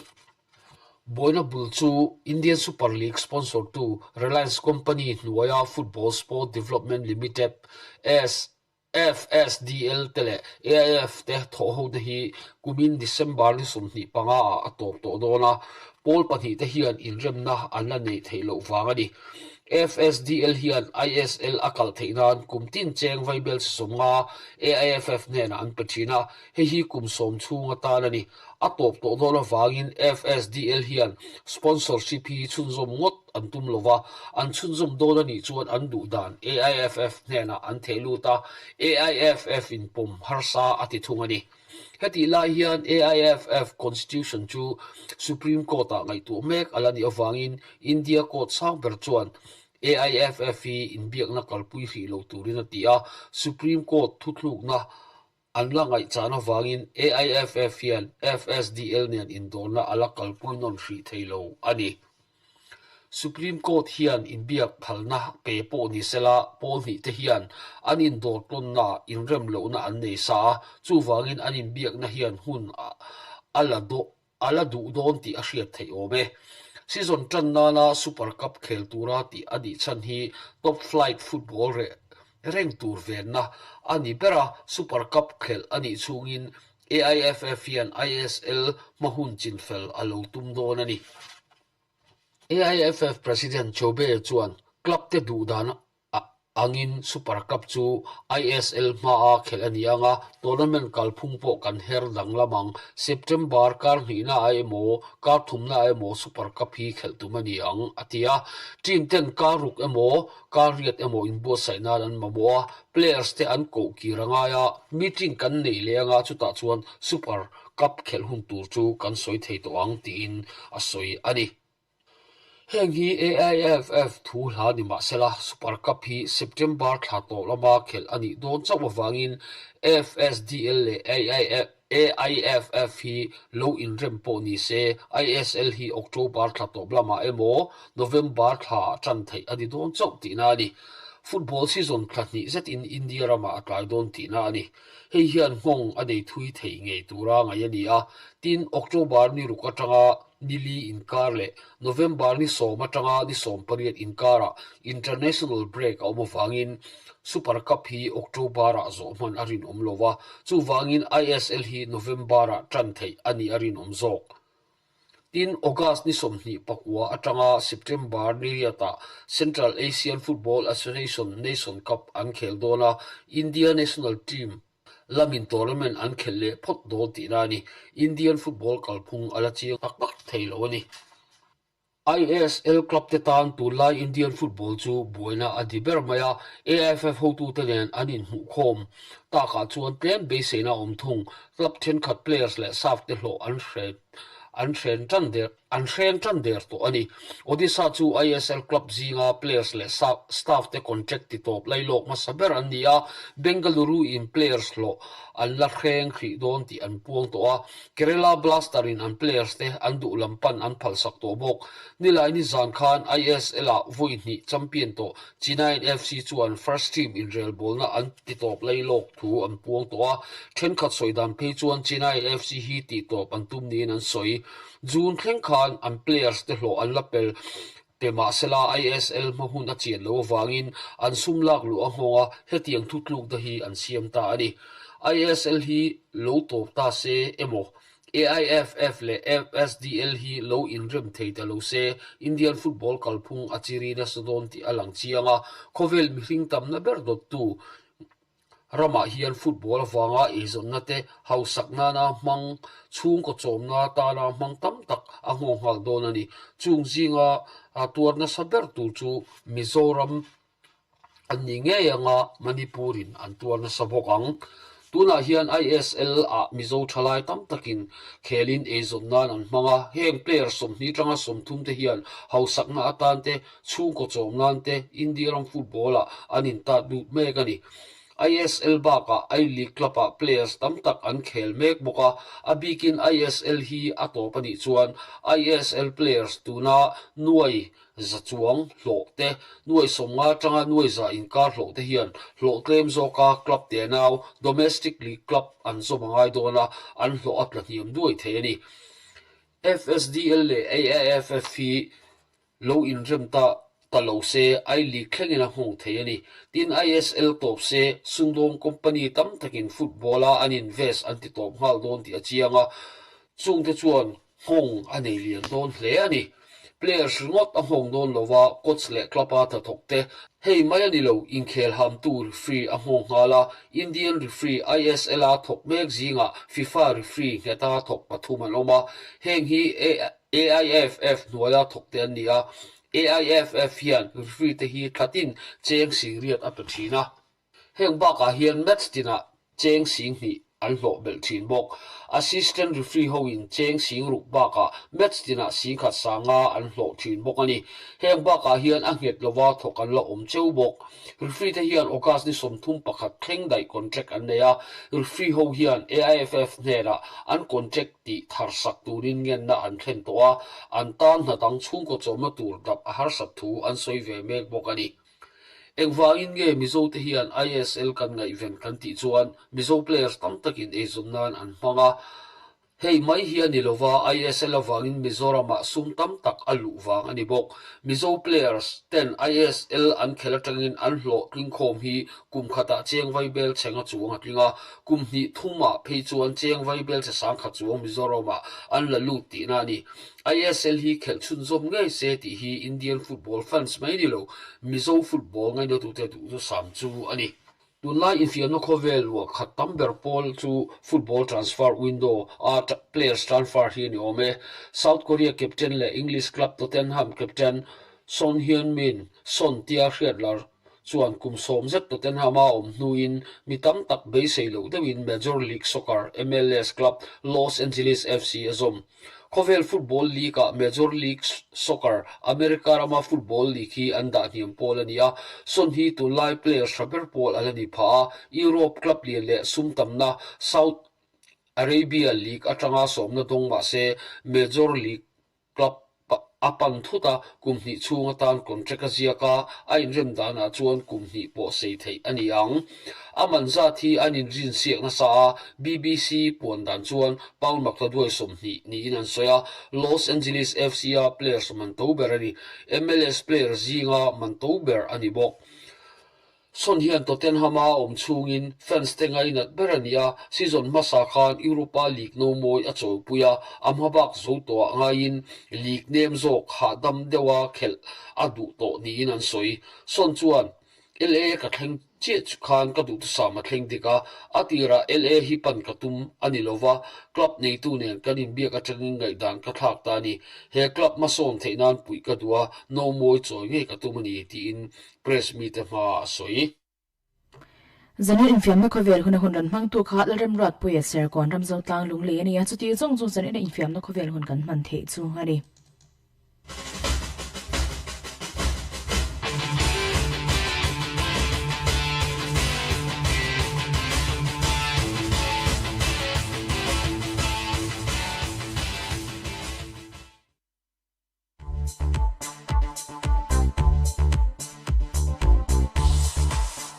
Ngai thatu du tat te uchi bai ule AKASHVANI LUNGLEI program in lo ngai thak thina wangin kan lo ve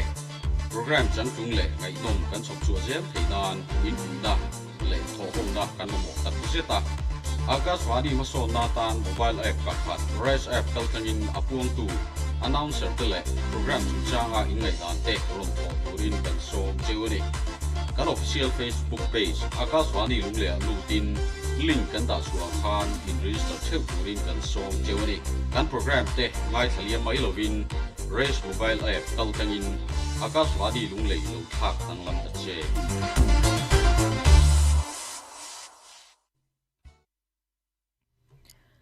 he hi AKASHVANI LUNGLEI nei tuna chuan lai hla kan ngai thla anga zanin lai hla kan ai thla khuna hian Deborah Call nei sin heran zayang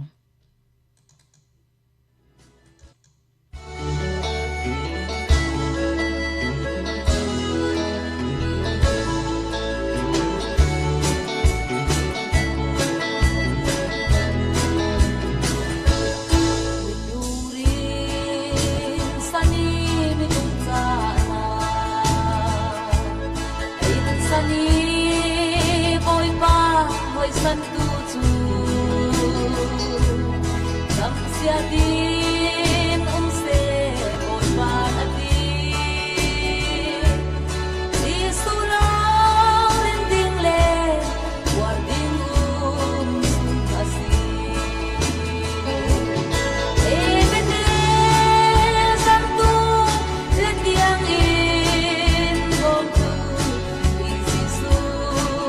kan lumpi Sandi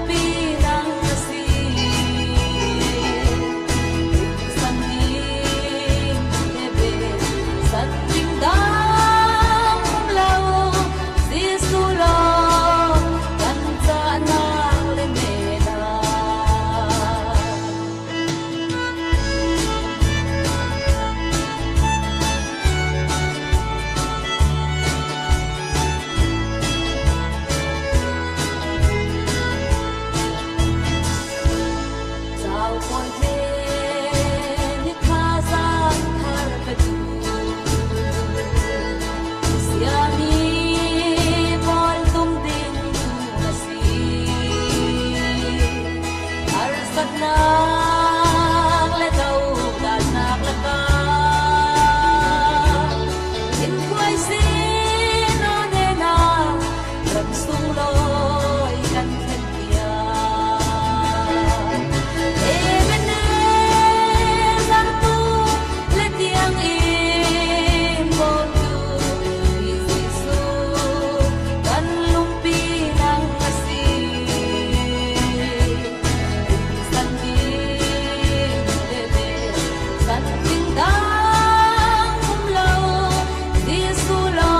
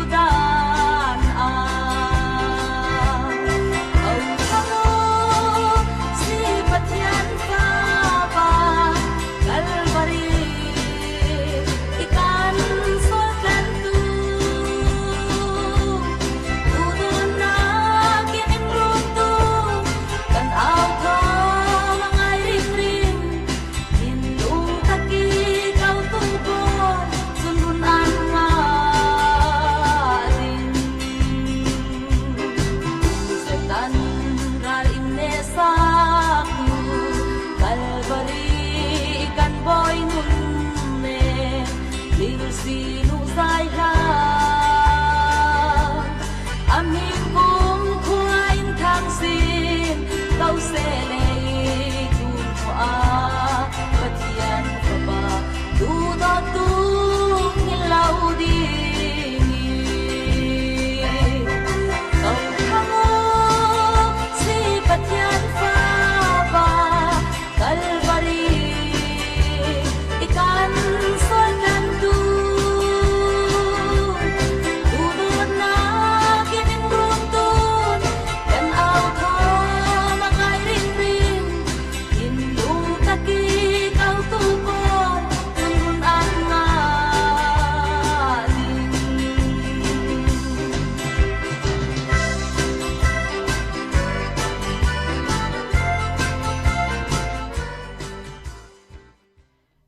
lai la kan ai thak tak ran satu kha Deborah Call ni sin ni chuti zong chu zan in lai la kan ai thak the chu ni ya Akashvani lunglei chang pon chu ani direct a hian chan chin thar hindi pon deli mi kan la chonga nga direct le minute song panga a parliament review deli mi lak chhoni ne chun zomang direct le chan via chalai te hun mangin direct le dar ko a shing nun hun kan manga nga dar ko le minute song panga a spotlight program deli mi kan la chong don ani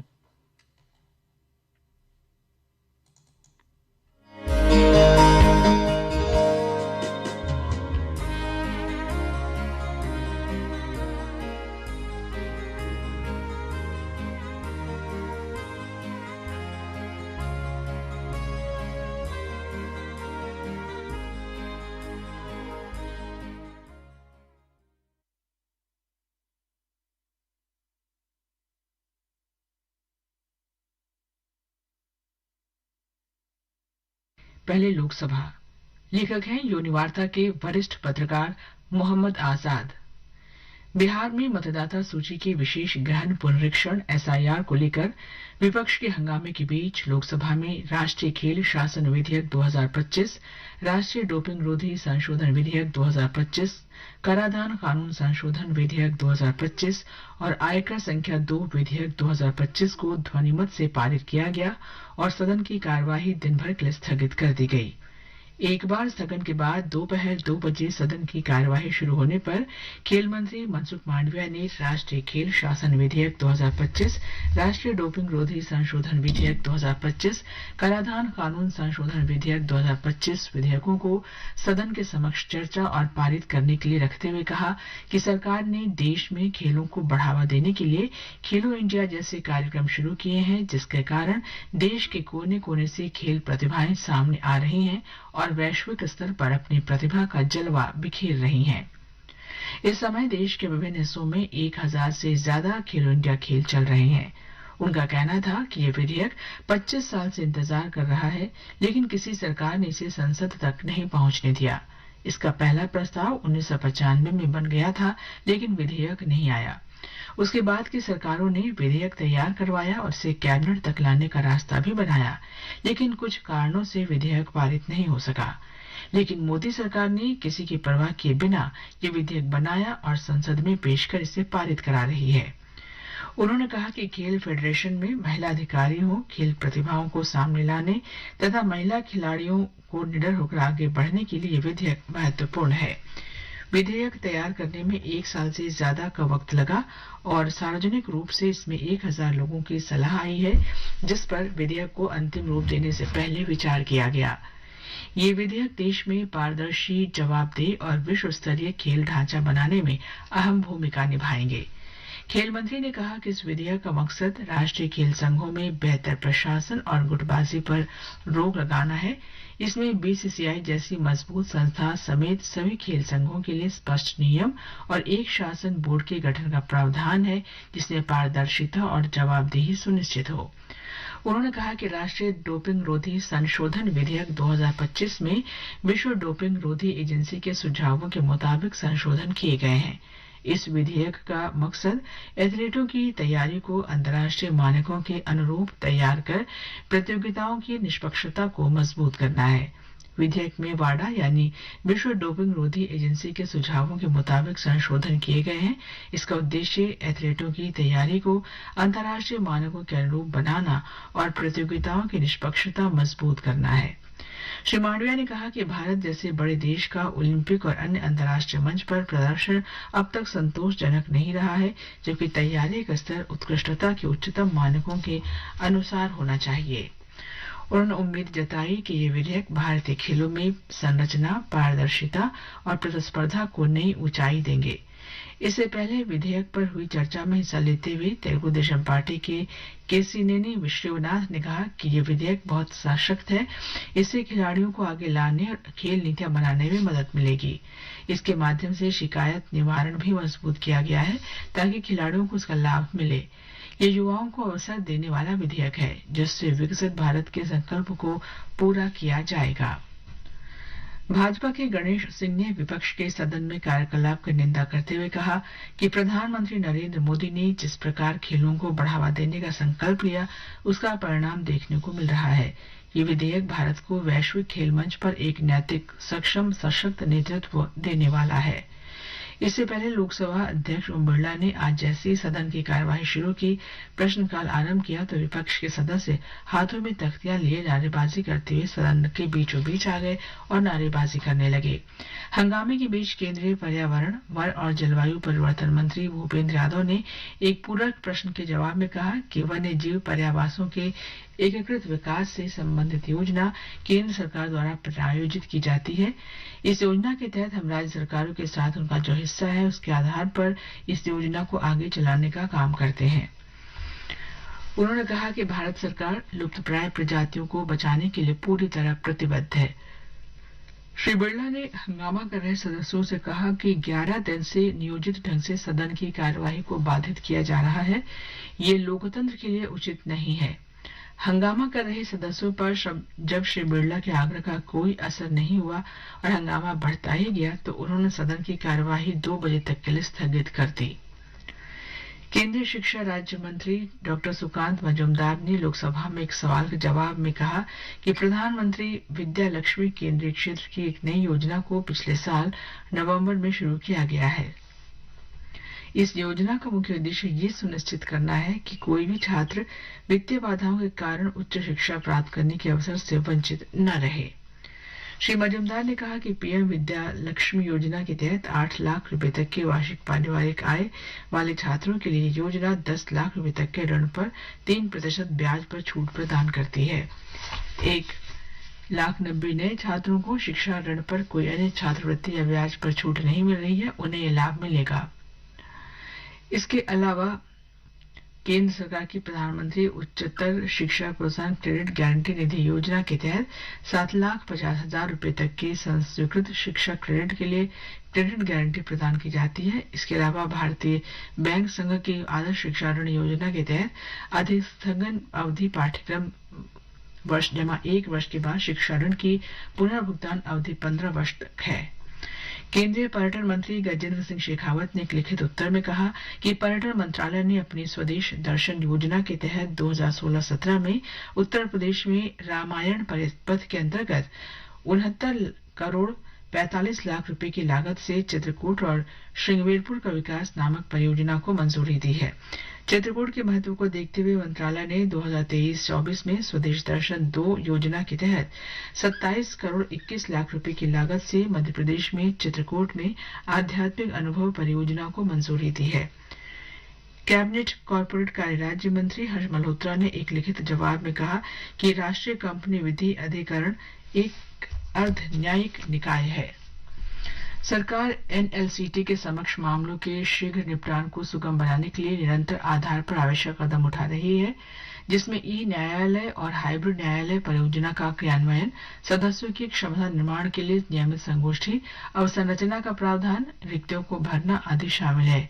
इसके अतिरिक्त सरकार ने दिवाला और शोधन अक्षमता सहित 2016 में 6 विधायी संशोधन किए हैं और दिवाला समाधान ढांचे को मजबूत करने तथा प्रतिक्रियात्मक दक्षता बढ़ाने के लिए इसकी स्थापना के बाद से नियमों में 100 से अधिक संशोधन किए हैं। अब सुनिए राज्यसभा में हुई कार्यवाही की समीक्षा। लेखक हैं पीटीआई भाषा के माधव चतुर्वेदी। राज्यसभा में आज बिहार में मतदाता सूची के विशेष गहन पुनरीक्षण सहित विभिन्न मुद्दों पर विपक्षी सदस्यों के हंगामे के कारण दोपहर 2 बजे तक कार्यवाही बाधित रहने के बावजूद बाद में मणिपुर का बजट एवं संबंधित विनियोग विधेयक सहित कई महत्वपूर्ण विधेयकों पर चर्चा करने के बाद पारित किया गया। सुबह 11 बजे सदन की बैठक शुरू होते ही एसआईआर के मुद्दे पर हंगामा होने लगा और विपक्षी सदस्य नारेबाजी करते हुए आसन के समीप आ गए। उपसभापति हरवंश ने बताया कि उन्हें 5 विषयों पर चर्चा करने के लिए नियम 267 के तहत 29 नोटिस प्राप्त हुए हैं, जिन्हें खारिज कर दिया गया है। इस पर विपक्षी सदस्यों ने विरोध जताया। उनसे अपने स्थानों पर लौट जाने और कार्यवाही चलने देने की अपील करते हुए श्री हरवंश ने कहा कि हंगामे की वजह से सदन का 62 घंटे और 25 मिनट का समय बर्बाद हो चुका है। सदन में व्यवस्था न बनते देख उन्होंने 11:15 पर बैठक को दोपहर 2 बजे तक के लिए स्थगित कर दिया। दोपहर 2 बजे सदन की बैठक फिर शुरू होने पर मणिपुर बजट तथा मणिपुर वस्तु एवं सेवा कर संशोधन विधेयक 2025 को संक्षिप्त चर्चा के बाद मंजूरी दी गई। मणिपुर के बजट और संबंधित विनियोग विधेयक तथा मणिपुर जीएसटी विधेयक पर संयुक्त चर्चा और वित्त मंत्री निर्मला सीतारामन के जवाब के बाद राज्यसभा ने इन्हें लोकसभा को लौटा दिया। लोकसभा ने पहले ही पारित कर चुकी है। इन विधेयकों पर हुई चर्चा का जवाब देते हुए वित्त मंत्री ने कहा कि मणिपुर, उसका बजट, उसका कर राजस्व, जीएसटी में उसकी भागीदारी राज्य के लिए बहुत महत्वपूर्ण है। उन्होंने कहा कि पहले राज्य के लिए लेखानुदान लाया गया था, किंतु ये पूर्ण बजट है। वित्त मंत्री ने कहा कि प्रधानमंत्री नरेंद्र मोदी चाहते हैं कि मणिपुर का विकास किसी भी स्थिति में बाधित नहीं होना चाहिए और वहां शरणार्थी शिविरों में रहने वाले लोगों को समुचित सहायता उपलब्ध कराई जानी चाहिए। उन्होंने कहा कि केंद्र सरकार द्वारा बनाए गए मणिपुर बजट के तहत 1667 करोड़ रुपए पूंजीगत खाते में व्यय होंगे, जिसका अर्थ है कि परिसंपत्तियों का निर्माण होगा और सृजन होगा रोजगार का, जिसके परिणाम स्वरूप राज्य की अर्थव्यवस्था पटरी पर आएगी। श्रीमती सीतारामन ने कहा कि 1231 करोड़ रुपए राजस्व सहायता पर व्यय किए जाएंगे। उन्होंने कहा कि इसके तहत आंतरिक रूप से विस्थापित लोगों के पुनर्वास में जो फौरी जरूरतें हैं उनके पूरा किया जाएगा। उन्होंने कहा कि इसके लिए 523 करोड़ रुपए का प्रावधान किया गया है। जीएसटी परिषद द्वारा अनुमोदित निर्णयों को लागू करने के लिए पारित किया गया मणिपुर वस्तु और सेवा कर संशोधन विधेयक 2025 इस संबंध में लागू किए गए मणिपुर वस्तु एवं सेवा कर संशोधन अध्यादेश 2025 का स्थान लेगा। मणिपुर वर्तमान में राष्ट्रपति शासन के अधीन है, जो 13 फरवरी 2025 को लागू किया गया था। हाल में संसद ने राज्य में राष्ट्रपति शासन को 13 अगस्त के बाद 6 महीने बढ़ाने के लिए एक संवैधानिक संकल्प को मंजूरी दी थी। इससे पहले इन विधेयकों पर संयुक्त रूप चर्चा में भाग लेते हुए भारतीय जनता पार्टी और अन्य दलों के सदस्यों ने मणिपुर में शांति और स्थिरता कायम करने की आवश्यकता पर बल देते हुए कहा कि राज्य में आंतरिक रूप से विस्थापित हुए लोगों का पुनर्वास किया जाना चाहिए। वहीं बीजू जनता दल ने राज्य को वित्तीय पैकेज देने की मांग की। चर्चा के दौरान कांग्रेस सहित अधिकतर विपक्षी दलों के सदस्य सदन में मौजूद नहीं थे। चर्चा में भाग लेते हुए वायएसआर कांग्रेस के गोला बाबू राव ने कहा कि मणिपुर में बार बार होने वाले बंद, प्रदर्शनों और जाति संघर्ष के कारण राज्य में व्यापार, कारोबार सहित विकास की गतिविधियां, शिक्षा, स्वास्थ्य और प्रशासन बुरी तरह बाधित हुए हैं। उन्होंने मणिपुर में शांति और स्थिरता कायम करने के लिए केंद्र सरकार द्वारा उठाए गए कदमों की सराहना की। बीजू जनता दल के मुजीबुल्लाह खान ने कहा कि यह केवल बजट से जुड़ा मुद्दा न होकर मणिपुर के लोगों की सुरक्षा, गरिमा और अस्तित्व का सवाल है। उन्होंने राज्य में शांति और स्थिरता कायम करने की आवश्यकता पर बल देते हुए कहा कि मणिपुर के लिए एक विशेष पैकेज तैयार किया जाना चाहिए। भारतीय जनता पार्टी के कर्नाद पुरकायस ने कहा कि विनियोग विधेयक केवल धन आवंटन का विषय नहीं, बल्कि मणिपुर के किसानों, युवाओं, व्यापारियों और छात्रों की आकांक्षाओं को पूरा करने से जुड़ा मामला है। उन्होंने उम्मीद जताई कि इस विधेयक के जरिए जो भी धन आवंटित किया जा रहा है वह मणिपुर को सुरक्षित और शांत राज्य बनाने में काफी मदद करेगा। भाजपा के ही सिकंदर कुमार ने चर्चा में भाग लेते हुए कहा कि यदि पिछले 10 साल में भारत की अर्थव्यवस्था पर नजर डाली जाए तो ये पता लगता है कि देश का आर्थिक विकास विश्व के आर्थिक विकास के साथ चल रहा है। चर्चा में भाग लेते हुए भाजपा के महाराजा संजा ओबा लिशंबा ने कहा कि निश्चित रूप से बजट मणिपुर में स्थिरता लाने में मददगार होगा। उन्होंने कहा कि हिंसा की वजह से राज्य में हजारों लोग विस्थापित हो चुके हैं, जिनका पुनर्वास जरूरी है। इसके बाद सदन में वाणिज्यिक जल पौधों के स्वामित्व की पात्रता मानदंडों और अंतर्राष्ट्रीय व्यापार के अवसरों का विस्तार करने के प्रावधान वाले वाणिज्य पोत परिवहन विधेयक 2025 पर संक्षिप्त चर्चा कर उसे पारित कर दिया गया। जब इस विधेयक को ध्वनिमत से मंजूरी दी जा रही थी तब विपक्षी सदस्यों ने बिहार में मतदाता सूची के विशेष गहन पुनरीक्षण के मुद्दे पर चर्चा की अनुमति न दिए जाने और सदन में नेता प्रतिपक्ष मल्लिकार्जुन खड़गे को बोलने का मौका न दिए जाने पर विरोध जताते हुए सदन से बहिर्गमन किया। विधेयक पर हुई संक्षिप्त चर्चा में वाईएसआर कांग्रेस पार्टी के गोलाबाबू राव ने भाग लेते हुए कहा कि भारत का समुद्री व्यापार बढ़ाने में ये विधेयक मददगार होगा। संक्षिप्त चर्चा का जवाब देते हुए श्री सोनोवाल ने कहा कि बदलते समय के साथ नई चुनौतियों को ध्यान में रखते हुए विधेयक लाया गया है और ये वाणिज्य पोत परिवहन अधिनियम 1958 की जगह लेगा। उनके जवाब के बाद सदन ने विधेयक को ध्वनिमत से मंजूरी प्रदान कर दी। वाणिज्य पोत परिवहन विधेयक 2024 केंद्र सरकार को भारत के भीतर या जल क्षेत्र में बिना राष्ट्रीयता वाले जहाजों को अपने नियंत्रण में लेने का अधिकार देता है यदि ऐसा जहाज कानूनी रूप से किसी देश का झंडा लगाने का हकदार नहीं है या उसने ऐसा अधिकार खो दिया है।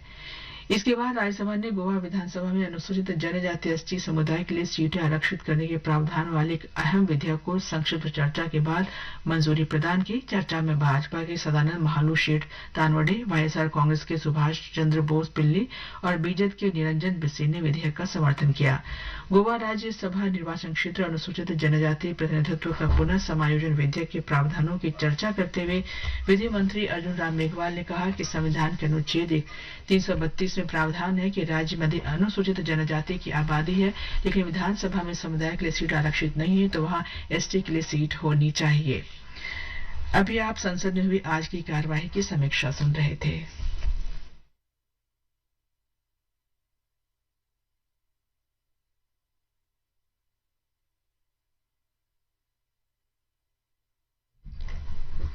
This is AKASHVANI, a review of today's Parliament proceedings, read by Saira Mujtaba.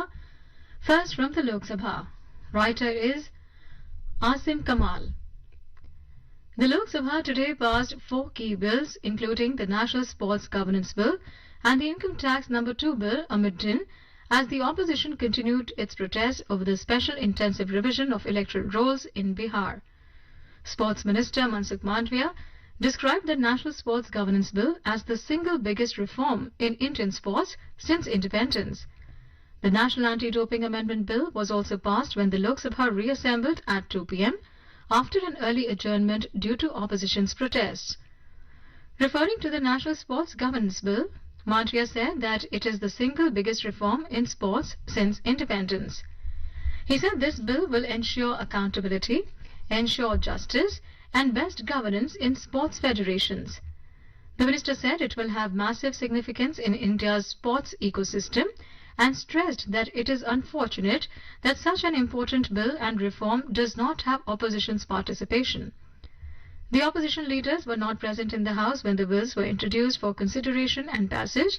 as most of them were detained while marching towards the Election Commission headquarters against the special intensive revision of electoral rolls in Bihar and alleged voter data fudging.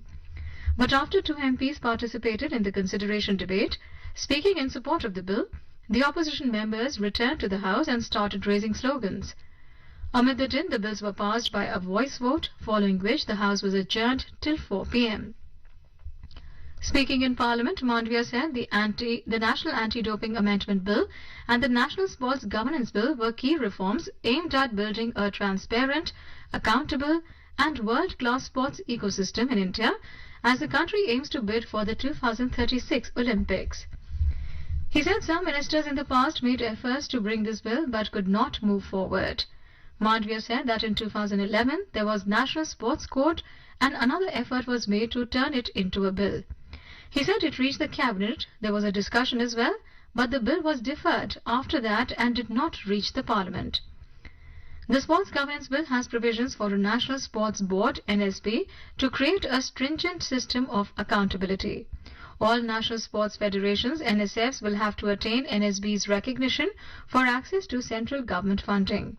The NSB will have the mandate to de-recognize a national body that fails to hold elections for its executive committee or has committed gross irregularities in the election procedures. Failure to publish annual audited accounts or misused, misapplied or misappropriated public funds would also be liable for action by the NSB, but it would be required to consult the concerned global body before making its move. Another feature is the proposal for a national sports tribunal, which will have the powers of a civil court and decide disputes ranging from selection to election involving federations and athletes.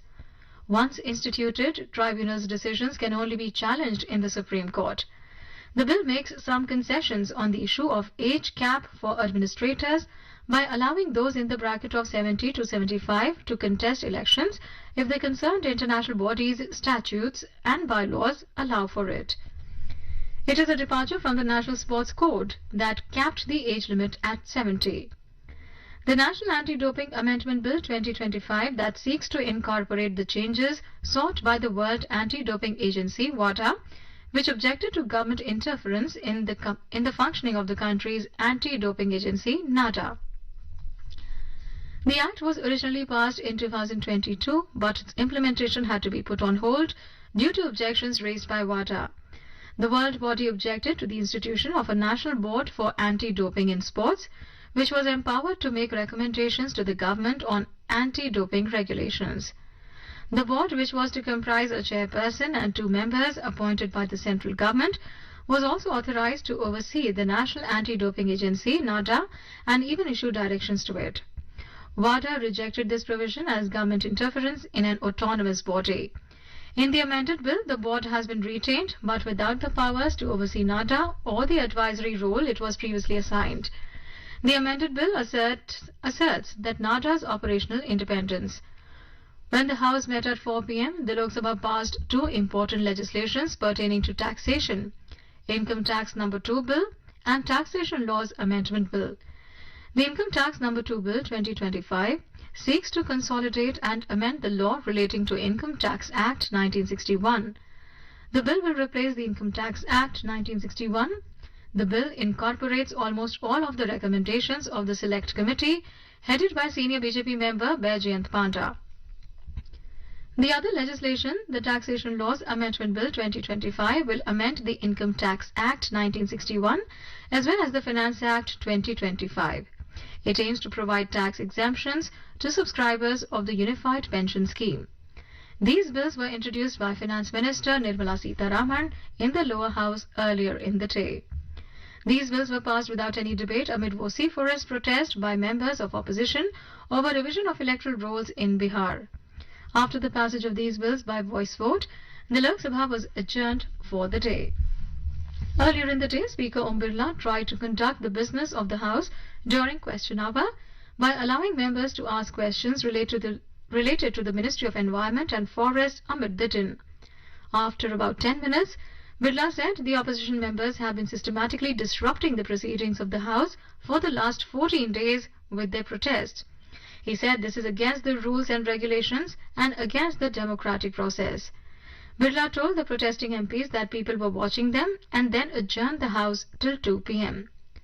The opposition has been demanding a discussion on the SIR exercise initiated by the Election Commission ahead of the Bihar Assembly elections due later this year.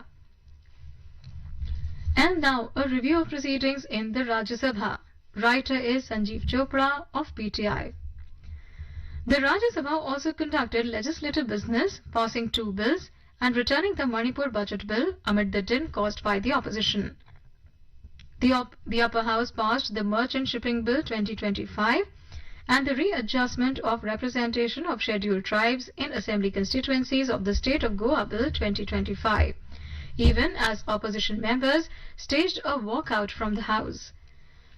The 0 hour and the question hour during the pre-lunch period were, however, washed out amid disruptions caused by opposition members. After the House reassembled at 2 p.m., Sashmat Patra, who was in the chair, said the Manipur Appropriation No. 2 Bill 2025, the Budget Manipur 2025-2026 and the Manipur Goods and Services Tax Amendment Bill 2025 would be taken up together. As the debate on the 3 bills continued, opposition members created din in the House and assembled near the well, raising slogans. Replying to the debate on the bill, Finance Minister Nirmala Sitharaman said, The opposition has taken interest in Manipur but did not take interest in the Manipur budget. She said they have also voted against the Manipur budget. The minister said 2,898 crore rupees is being sanctioned for Manipur by the Government of India. Of this, a major portion will be spent on capital asset creation. Additionally, portions will be spent on security and rehabilitation of displaced people. The Manipur Appropriation Bill authorizes payment and appropriation of certain sums out of the Consolidated Fund of the State of Manipur for services of the financial year 2025-26. The Manipur Goods and Services Tax Amendment Bill 2025, which seeks to implement the decisions approved by the GST Council, would replace the Manipur Goods and Services Tax Amendment Ordinance 2025. The three bills were returned to the Lok Sabha as they were money bills. The upper house then took up the Merchant Shipping Bill 2025 that seeks to increase India's bankability in the maritime sector, besides ensuring safety and security of ships with minimal disruptions. Replying to the brief debate on the bill, Minister for Ports, Shipping and Waterways Sarbanand Sonowal said, the key focus of the bill is enabling India's bankability in the maritime sector. The bill was passed with a voice vote amid a walkout by the opposition that was protesting in the House and demanding a discussion on the Special Intensive Revision SIR of electoral rolls in Bihar. The Lok Sabha had passed the legislation on 6th of August. The legislation seeks to expand the eligibility criteria for ownership of merchant shipping vessels and provide for investigation and inquiries on marine casualties, among others. The House also saw a brief adjournment for a few minutes soon after the bill was taken up for passage amid the din caused by opposition members. When the House reassembled at 3 p.m., Leader of Opposition Mallikarjun Kharge sought to raise the issue of alleged vote theft and their protest march in the House and how they were pretended, but Surendra Singh Nagar, who was in the chair, did not allow him to raise the issue. Leader of the House J.P. Nadda said the subject being raised by the Leader of Opposition was irrelevant. Nadda strongly condemned the opposition members' conduct in the House and said it was reprehensible. He also slammed the opposition for creating anarchism and obstructionism through their repeated protest. Speaking on the bill, Sonowal said India has emerged as one of the largest suppliers of seafarers and that the Merchant Shipping Act 1958, which presently governs merchant shipping in India, is outdated. Sonowal said enablement of increasing India's bankability in the maritime sector is the core focus of this bill. He said the welfare, well-being of seafarers and the safety and security of ships with minimal disruptions of the marine environment are the prominent areas in the regulatory framework for the maritime sector. The bill puts greater focus on ensuring safety in navigation and safety of life, protection of marine environment, emergency preparedness and response to marine incidents, the minister said, and put up the bill for passage.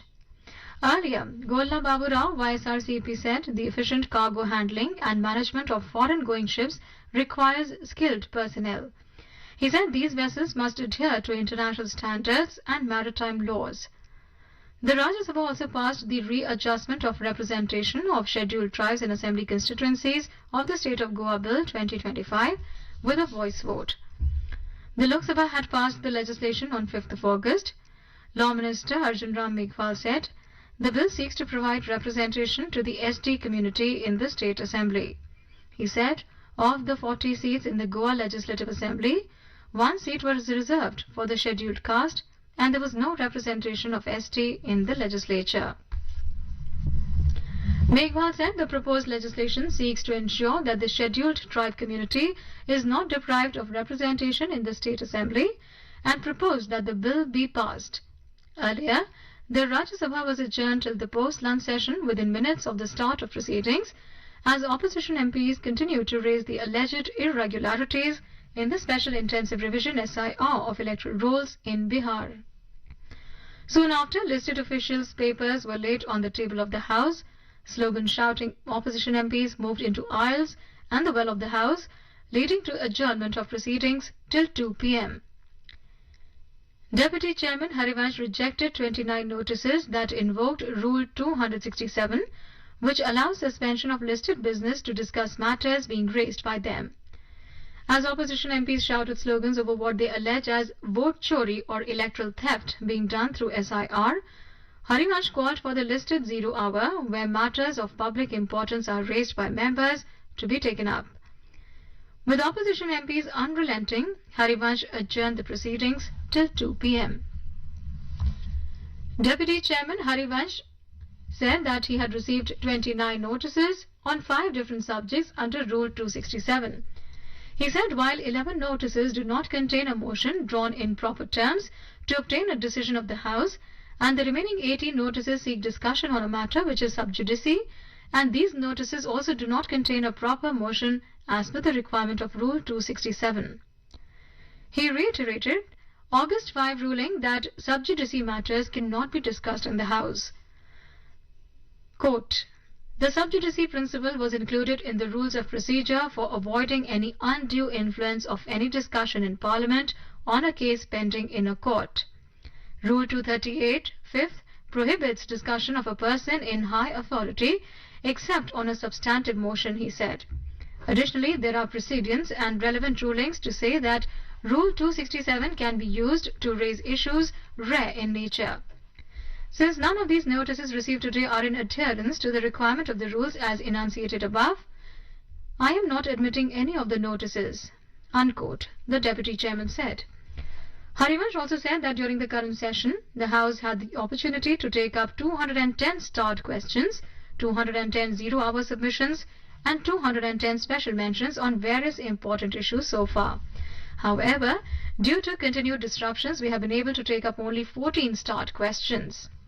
He also said that in the last sitting on 8th August, some members raised objections to certain observations by the Chair in respect of Rule 267. That's all in Parliament Review.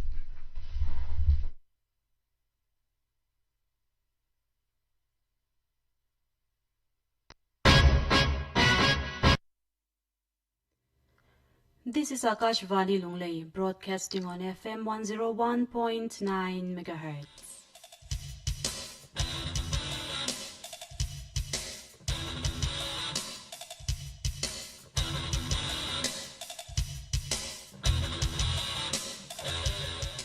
Good evening, everybody. I'm your RJ Larin Omi, presenting tonight's youth program, Western Music. Welcome back to another segment of Western Music. Tonight we're going to listen to a variety of songs, and I have included one song which I particularly loved recently. It's by Benson Boone, and we're going to start off tonight's session with this song, and I feel that this is the kind of song that everybody could fall in love with. And I also have artists like Brandy Carlisle. I have the Goo Goo Dolls as well. If you want to know the songs that we're going to listen to tonight, please stick with me till the end of this program. Now let's have the first song for tonight, Benson Boone with a song called Mama Song.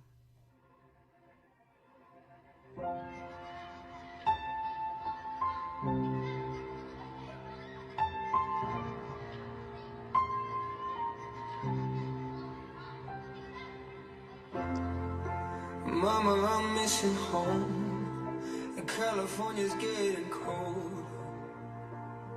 and colder, and colder. I miss you. And Mama, I'm getting old. Does that mean you're getting older, and older, and older? I miss you.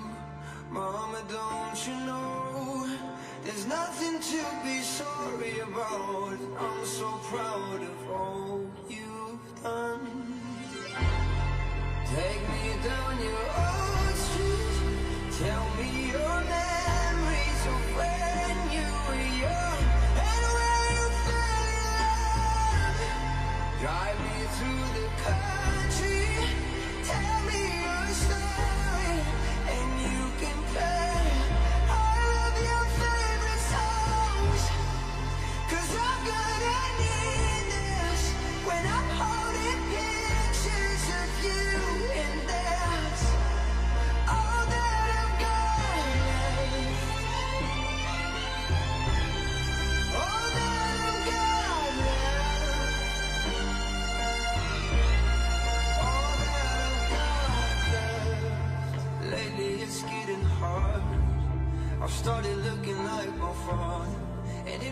makes me cry a little bit. Cause he really should have made it big. Cause damn, he's good at everything.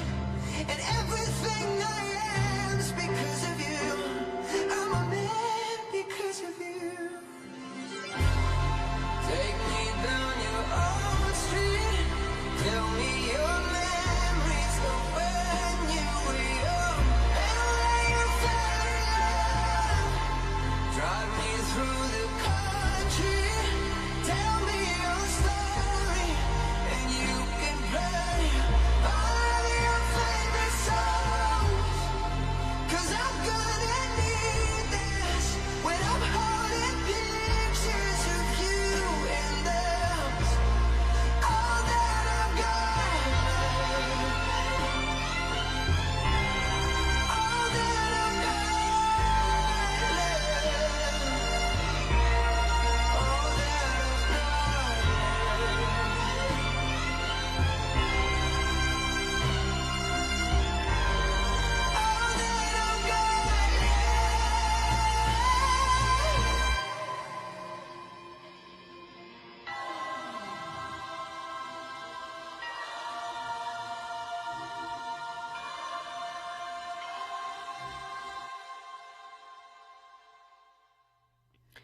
And there goes a song by Benson Boone, Mama's Song. And that song, I would like to dedicate that song to all the,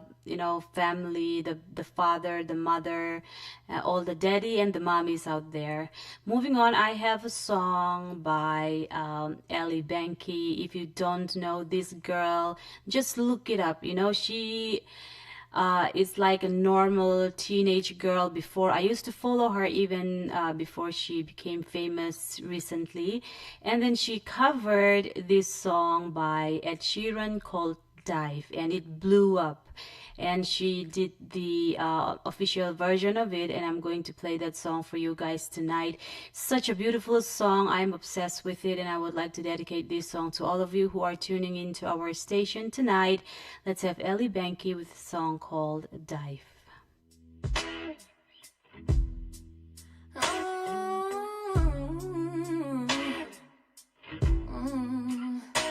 Maybe I came on too strong. Maybe I waited too long. Maybe I played my cards wrong. Oh, just a little bit wrong. Baby, I apologize for it. I could fall, I could fly here in your aeroplane, and I could live, I could die hanging on to the words you say. And I've been known to give my all and jumping in harder than 10,000 rocks on the lake. So don't call me baby unless you mean it. Don't tell me you need me if you don't believe it. So let me know the truth before I dive right into you. You're a mystery. I have traveled the world, and there's no other girl like you. No one. What's your history? Do you have a tendency to lead some people on? 'Cause I heard you do. Oh, I could fall, I could fly here in your aeroplane, and I could live, I could die hanging on to the words you say. And I've been known to give my all and lie awake every day. Don't know how much I can take. So don't call me baby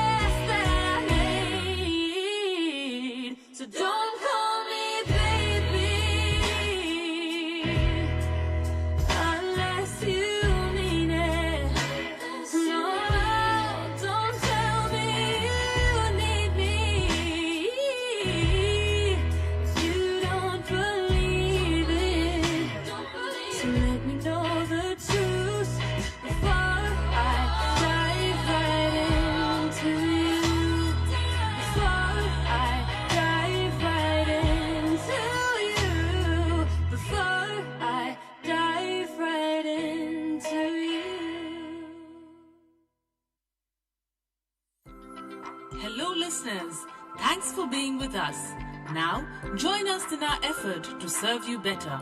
Become an honorary mentor with RAISE, Radio Audience Interactive Survey and Evaluation, our exclusive mobile app where you can rate announcers, review programs, and share your feedback.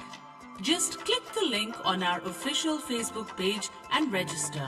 Your active feedback will help us improve and keep up the legacy of Akashvani. So, don't just listen, lead the change with RAISE mobile app.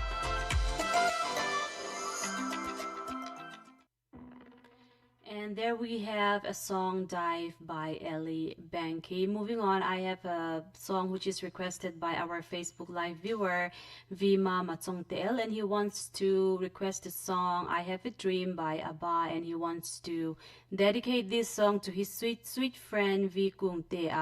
And I also would like to dedicate this song back to V Mama from Tsongtel. Let's have ABBA, I Have a Dream.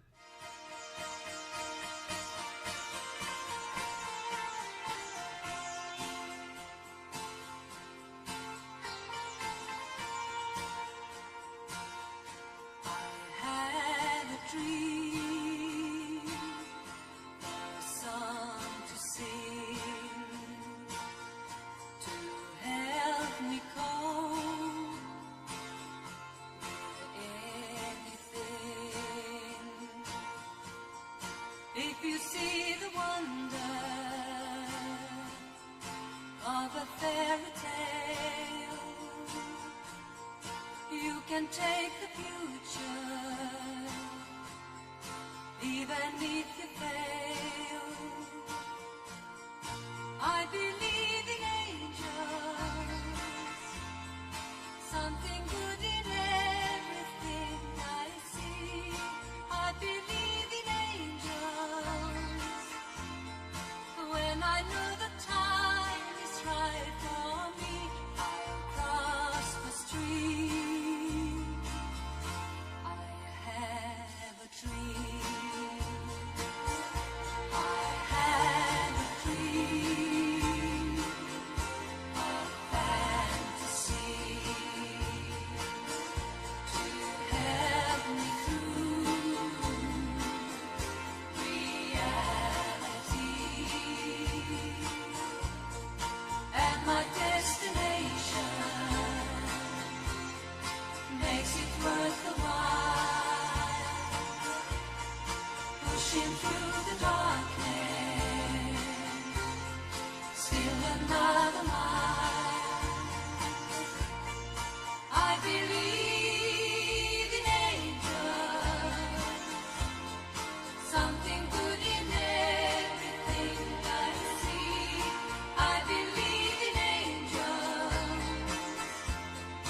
when I know the time is right for me, I cross the street. I have a dream. I cross the street. I have a dream.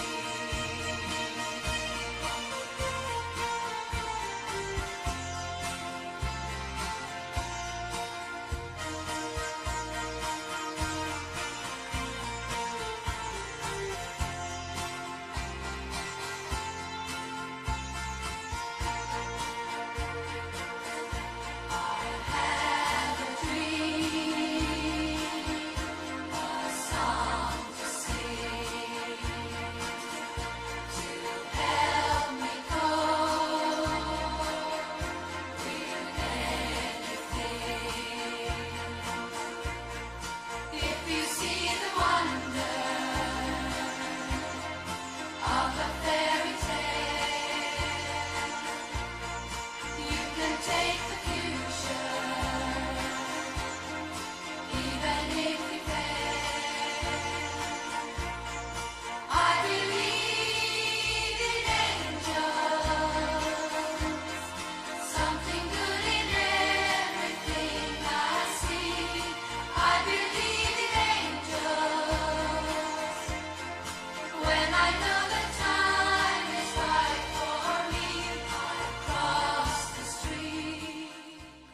And there we have I Have a Dream by ABBA. I remember the time when I used to listen to that song at my mom's kitchen. She used to play it on radio, and now, you know, when I think back about it, I am the one who played that song tonight. So it's kind of a very, very sweet song for me, and I kind of go down the memory lane when I listen to that song. Moving on, I have a song, My Love by Westlife, and this song is requested by LR Kyangte, our Facebook Live viewer, and I would like to dedicate this song back to him as well. And you know, I remember this song came out when I was in high school, and I was obsessed with this band, and I used to have this big poster of them, and me and my sister, we pasted them on our bedroom wall, and we used to kiss them every night. So I kind of love this song as well, and I feel that I'm very lucky to be able to play this song tonight. Let's have My Love by Westlife. Quick here, lads. The last voice just been cancelled. Oh my god. What are you talking about again? Please tell me you're joking. And then distance are getting smaller. I wonder how, I wonder why, I wonder where they are. The days we had, the songs we sang together. Oh yeah. And oh my love, holding on forever, reaching for a love that seems so far. So I say a little prayer and hope my dreams will take me there, where the skies are blue, to see you once again, my love. Overseas from coast to coast, to find a place I love the most, where the fields are green, to see you once again, my love.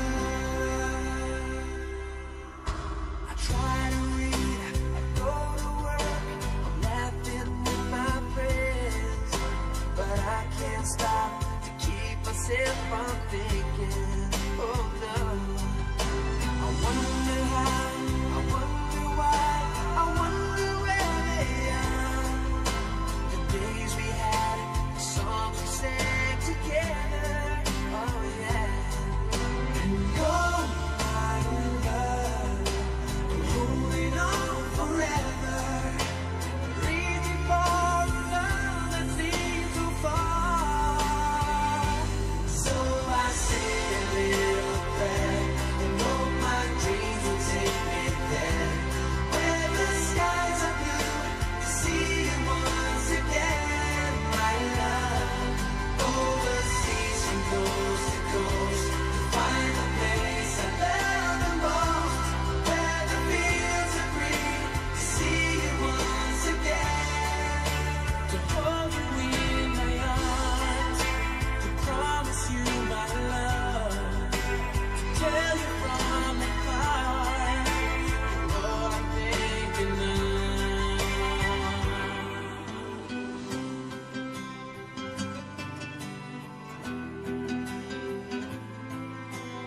Reaching for a love that seems so far. So I And there goes a song, My Love by Westlife. Up next, I have a song by Bryan Adams, Everything I Do It For You. This is like the ultimate love song. You know, when everybody, if I ask everybody, you know, to choose their top 5 love songs, I'm sure that most of you might have picked this song because you know, the singer Bryan Adams, he has a very, very unique and beautiful voice, and this song is requested by our Facebook Live viewer Dingat Nial. Let's have the song Everything I Do by Bryan Adams.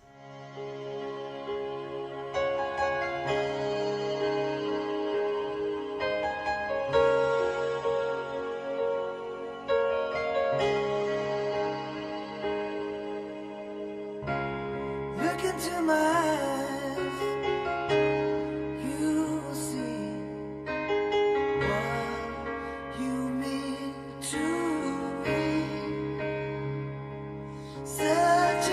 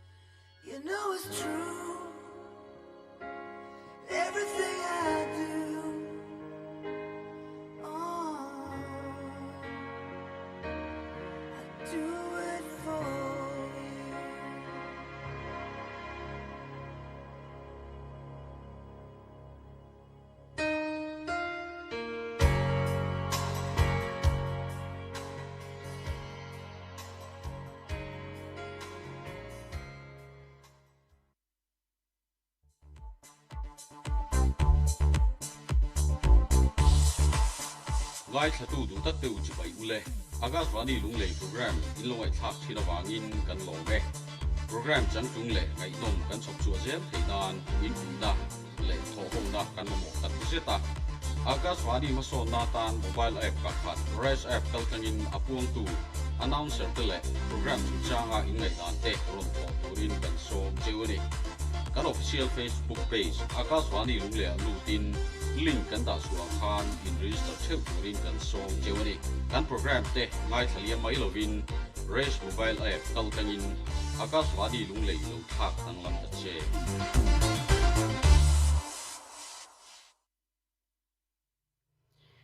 And there we have a song, Everything I Do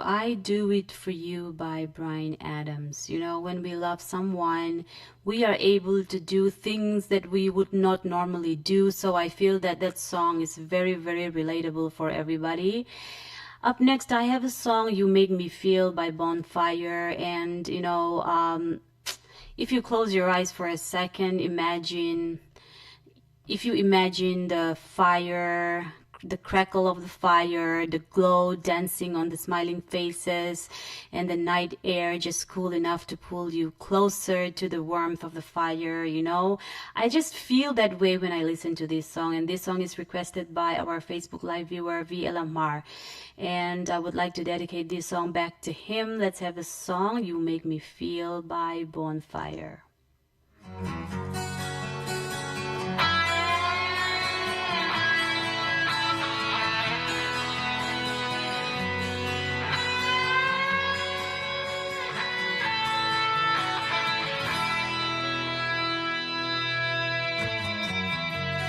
Deep in the night, when I'm alone,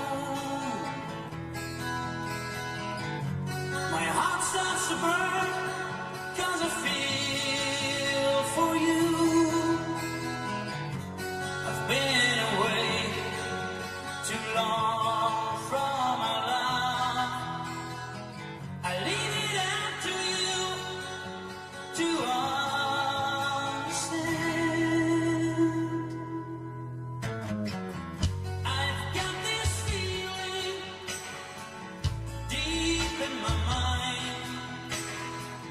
come back and love me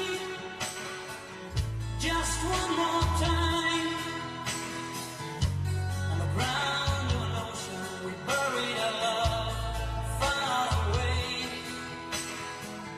My heart's still bleeding. Won't you come back to stay?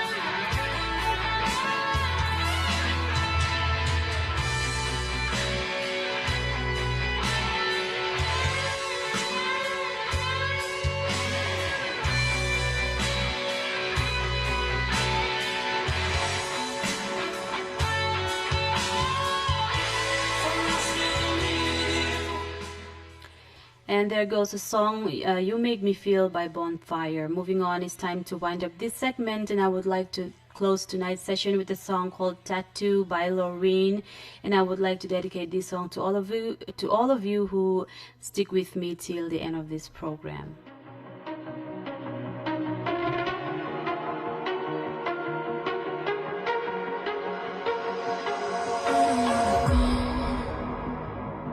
Baby, we both know this is not our time. It's time to say goodbye until we meet again. 'Cause this is not the end.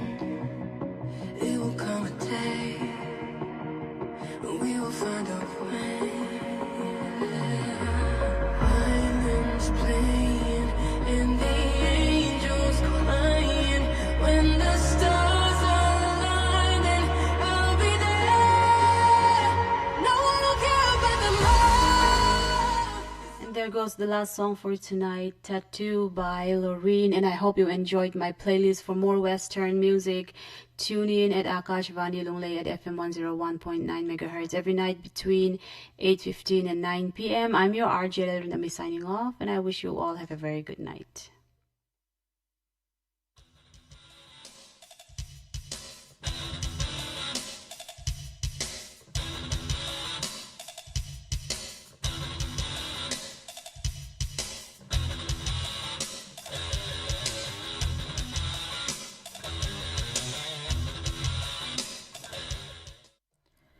Hei Akashvani Lunglei ani to na chon shing nun hun kan manganga zanin shing nun hun a hian thu oina le chang kan na ti thul rin pau tu in ron soyang tun chuma kan thu pui sei tur hi thu oina le chang kan na ti ani a thu oina kan ti hian sarkar thu pek le dan som that lampang kan thur bik don ani khobe ram sang sanga cheng te po hi tuna chuan technology ma so na wangin thingtlang khopakata cheng ang lekin kan in thetonin kan in bepok thei to a ramchang kangzo ka annun dan le nun phung te po kan lo la chong zung zung thei ta a atun lai ber le achang kang thei ang derin mizo te po kan khosak thei pa ta ani hei wang hian chang kang ve riau to in kan in shafo thin mizo te hi tun din huna phei chuan kan in ti chang kang ve viau to a kan hui sangin kan chapo ve viau to ni de hian alanga kong sang sanga kan thalai te ko hoi zau kan ti a dikna chen po a omang amai ro chu kan nun zir chiam tak tak ero chuan zir chiam tak ani lo zia kan hrathei ome abigin sarkar thu pek emo sarkar dan emo zom koma hian kan la nu fual le ani ti ila kan soi sual tam lovin arin om kan la chang kan tok lo na chan po in ti chang ka tak si in dan kan pui sa tok lo hi ani chang kan na hi kan in cheina emo kan in le lo le kan hrian na zawang ringot emo atanga te tur ni in alang lova kan chang kan le kan lo te na tur pakhat chu sarkar thu pek emo dan emo kan zom that le that lo hi ani tel bok ani ti kan hriat apoi mo to hle ani ram chang kang zo ka kan ngai Switzerland USA Singapore Australia kan tia te khuan ramdan an ngai poi mo zia mi te soi kan shafo thin ani heng ram te hian an chang kan wangin nge ramdan an ngai poi mo a ramdan an ngai poi mo a an zom that awang ram chang kang an ni ti hi zona poi mo tak ani thei ome a chana chuan ramdan an zom that awangin ram chang kang an ni ti in soita ila adik ber ome ram chang kang ni tur chuan ramdan zom that thi apoi mo masa ani kan ti lo thei lowang sarkar thu pek zom tur chuan engwangin nge sarkar thu pek hi kan zomang ti hi hriat fi amasak angaya sarkar dan emo thu pek emo zom angai na chan bulpui ber chu khotlang nun azalena annom na tur le kan him na tur le kan thatla na tura siam ani wang ani entirnan India ramdana chuan lir thei hi kumtling lo tan khalphal ani lova chuwan chuan driving license po siam sak thei an ni lo ani he dan siam te hi mi pui mi mir tan thil tangkai tak le kan him na tura siam ani a kumtling lovin lir thei an khal chuan kum an latlin miang lo awangin lir thei thunun dan tok an thiam lova an ma ni tan le midang tan a hlo om them ti po ngai tu thiam lovin chak tak takin an khala ato pa chuan an nun na in emo midang nun na in emo ato pha a apoi thin hle ani he dan zom le zom lo ko a chuan nu le pa te hi amo phur tu kan ni kan ti lo thei lo bang kan fa te kum thing lo in liu thei an khal hian rem ti lo an he kin kan uan puin chang kan na emo kan ti ni hian lang thin he hi apoi em a chang kan na kan te dan te po hi ngai to non fo angai reng ani hetiang dan kan ta na tha em kan zom lo chan hi kan mol wang emo kan chang kan tok lo wang emo ani ti po in soi ila adik thui via ome traffic rules thadak tak mai mi pui te that na tur le him zo na tur kan ne ya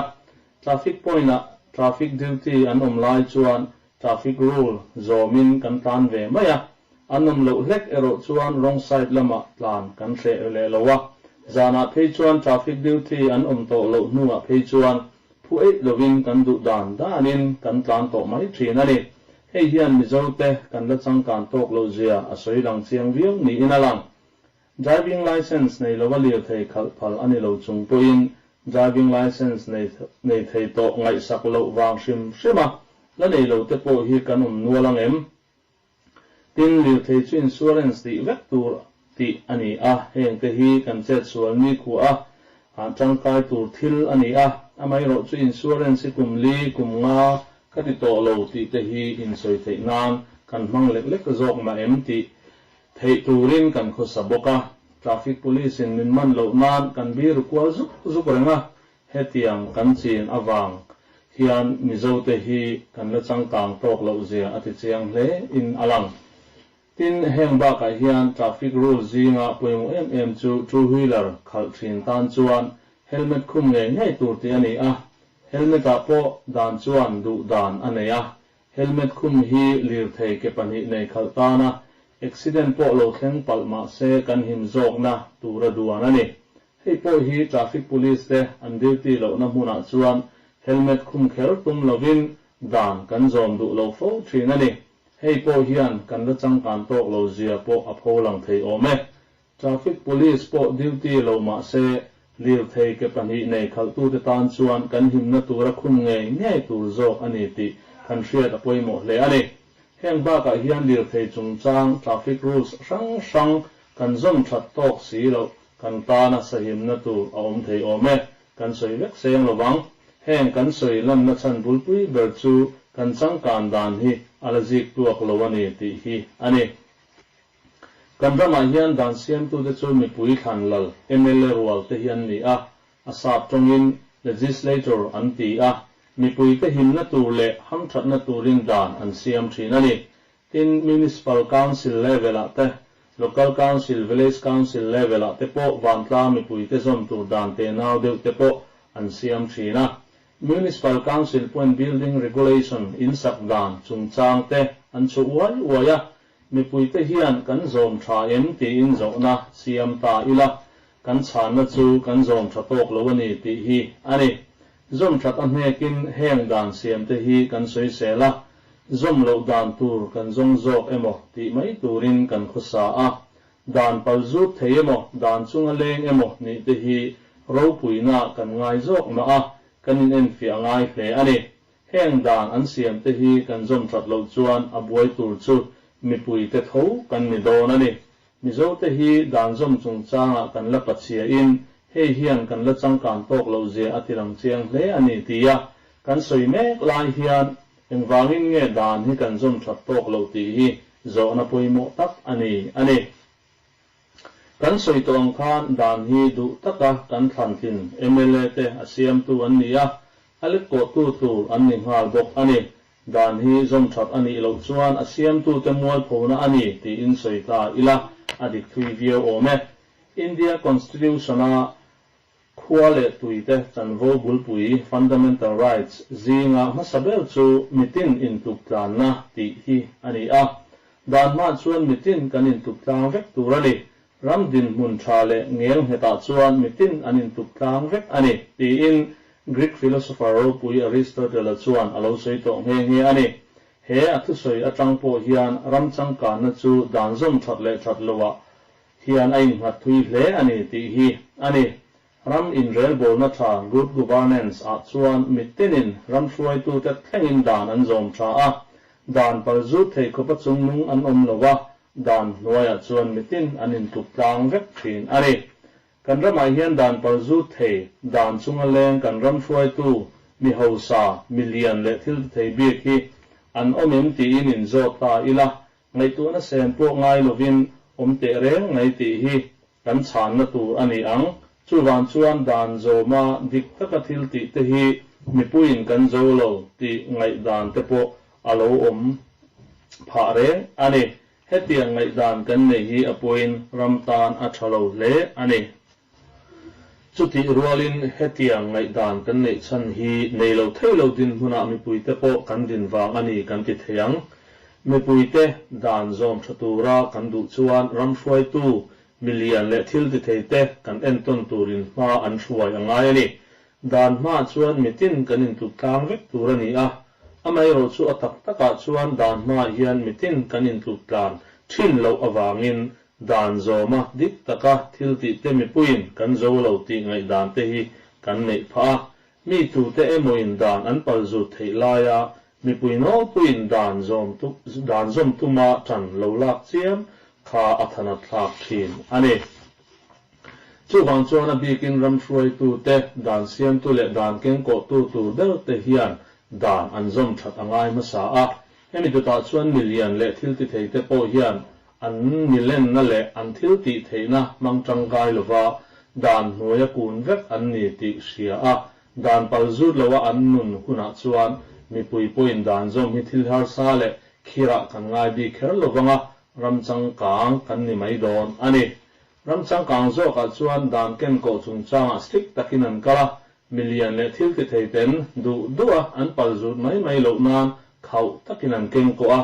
dan chuan mitin in ang khat kin a ena million le mite a thlir sang lova hetiang dan ken ko lama nasa taka tran an la ka wangin dan po in zom a lo pha le ani pathian thu bible chuan pathian in dan tam taka siama chu zom turin ami te hril thin ani ti kan mu a dan lo anga te chu hremna sang a oma thi thlenga hrem thei dan po a omani Thessalonica thon ka da bunga chang som pali kan chiar chuan tin unaw te u kan nge na cheu dan ang lowa te chu zil ula riu rute te chu fui ula chaklo te chu tran pui ula mi zong laka do thei takin omro u ti kan mu a helai bible chang atang po hian pathian in dan zom hi angai poimo hle ani ti kan hre thei ani chu wangin christian te chu an dan hi kan ngai poimo tur ani a pathian dan kan zomanga khovel dan po kan zom tur ani efesi bungruk chang ria ta chuan mitinin thil tha a the apiang chu lalpa hne ta angai vek an mu ang ti hria in ti sain ho tu te thu zom ro ti kan mu le bok ani ti sa kan ho tu te chu kan ram hruai tu te an ni a kan ram hruai tu te chu mi pui ta na thabel turin dan an siam thina chu dan zom chu kan ho tu te thu zom na ani a chumi mil chuan pathian hne na tangin malsom na po kan dong don ani dan zom hi a pathian thu in kan bible in min zir tir na po ani a chu wang chuan christian kan ni chuan dan zom chu kan ti tur le kan mo phurna duty ani ole atop dara chuan heng kan sri sang tang hian dan hnuai chuan mitin kan in tutlang vek tu ani a dan chuan ram hruai tu te million le thil ti thei te le mi pui mi mir a ho saber atanga are thei ber thlengin in ang khat vekin min hru rual tur ani a chutianga danin thliar bik anei lo huna chuan mi pui poin dan zom hi tin lo angin kanin ngai to don lo ani mi zo ten dan ngai pui mo na chang kan hriata kan zom that chuan ram chang kang mi te o ram kan lo ni mai don ani chang kang tur chuan dan zom that apoi mo ani ti hi kan hriat thar le apoi mo le ani kanai thak tak thu oi na le chang kan na ti thuran soi tu kha la run ama pau tu ania chu ti jong chu jan na shing nun hun kan man the chu ni akashvani lunglei chang pon chu ani. Hello listeners, thanks for being with us. Now join us in our effort to serve you better. Become an honorary mentor with RAISE, Radio Audience Interactive Survey and Evaluation, our exclusive mobile app where you can rate announcers, review programs, and share your feedback. Just click the link on our official Facebook page and register. Your active feedback will help us improve and keep up the legacy of Akashvani. So, don't just listen, lead the change with Raise mobile app.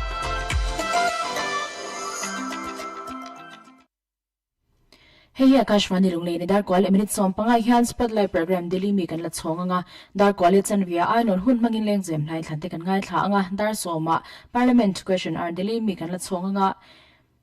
choklei hun kan man chun zomanga chongtin le re chan chin kan ngai thla nga jani zan dar som ne chan via boina bas ni som pakha tho chani tan kan hun voi ni na ha top don ani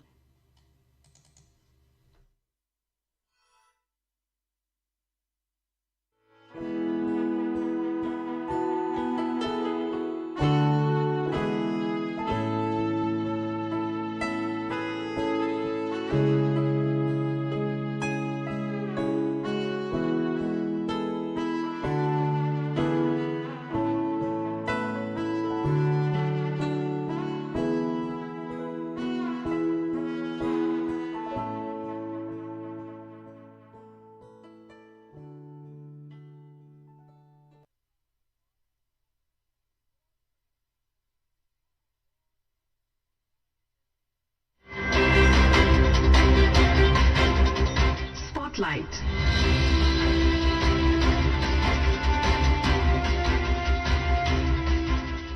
This is Akashvani. In the program Spotlight, now we bring you a discussion on urban transport infrastructure, connecting people and empowering cities. The participants are Aditi Tandon, senior journalist, and Nishit Kumar, anchor. India has leapfrogged into the top 5 economies of the world, poised to get into the 3rd position by 2030. It is also the fastest growing economy. Among many factors, particularly, this growth of urban transport infrastructure holds prime importance. And to discuss more about the same, today we are privileged to have with us in our studios Aditi Tandon, senior journalist. Welcome to the show, ma'am. Thank you. Aditi ji, let's begin with the infrastructure push that we have been witnessing over the past some time, particularly of the urban transport. So how do you see this coming? See, if you look at the record of the Narendra Modi government starting from 2014, right from the first cabinet meeting, it was very clear that infrastructure will be a major component of the government's economic growth story. So throughout these past 10 years, we have seen through Union Cabinet and through the Cabinet Committee on Economic Affairs a range of approvals that have strengthened the urban infrastructure sector and have also on the parallel created a synergy with green energy transport avenues. For instance, Prime Minister has inaugurated a certain phase of the Bangalore Metro yesterday. But the broad story is that from day one itself, there was a concerted focus on improving the metro network. And from 5 cities in 2014, we have gone on to 24 cities now, plus nearly 1,000 kilometers of metro track. Yes. And that is ongoing. So that is one. The road transport and highway sector is another big ticket area where investments continue to be poured into. Then also the Indian Railways, plus electrification. If you see electrification of Indian Railways, almost all routes have been 100% electrification has been achieved now, which is a very big achievement compared to 2014. And then there have been a number of reforms in the urban infrastructure sector in order to bring the related ministries on one table. And the biggest reform in this sector has been the conception of the Pradhan Mantri, Gati Shakti master plan, where all the related ministries sit together, brainstorm, remove the wrinkles so that everything smoothens out and the desired outcomes are achieved in the shortest possible time. While speaking in Bengaluru, Prime Minister emphasized that India is one of the fastest growing economy and is in the top 5 economies of the world. He added that speed to development is because of the spirit of reform, perform and transform. साथियों, आज भारत दुनिया की fastest growing major economy है। पिछले 11 इयर्स में हमारी इकोनॉमी 10वें नंबर से टॉप 5 में पहुंच गई। हम बहुत तेजी से टॉप 3 इकोनॉमी बनने की ओर आगे बढ़ रहे हैं। ये स्पीड हमें कैसे मिली है? ये स्पीड हमें रिफॉर्म, परफॉर्म, ट्रांसफॉर्म की स्पिरिट से मिली है। आप याद करिए 2014 में मेट्रो सिर्फ 5 शहरों तक सीमित थी। अब 24 सिटीज में 1000 किलोमीटर से ज्यादा मेट्रो नेटवर्क है। भारत अब दुनिया का तीसरा सबसे बड़ा मेट्रो नेटवर्क वाला देश बन गया है। 2014 से पहले लगभग 20,000 किलोमीटर रेल रूट का इलेक्ट्रिफिकेशन हुआ था। यानी देश आजाद होने से 2014 तक हमने पिछले 11 इयर्स में ही 40,000 किलोमीटर से अधिक रेल रूट पर इलेक्ट्रिफिकेशन किया है। फ्रेंड, जमीन ही नहीं, देश की उपलब्धियों का परचम आसमान में भी लहरा रहा है। 2014 तक भारत में सिर्फ 74 एयरपोर्ट थे। अब इनकी संख्या बढ़कर 160 से ज्यादा हो गई है। वाटरवेज का आंकड़ा भी उतना ही शानदार है। 2014 में सिर्फ 3 नेशनल वाटरवेज ऑपरेशनल थे। अब यह संख्या बढ़कर 30 हो चुकी है।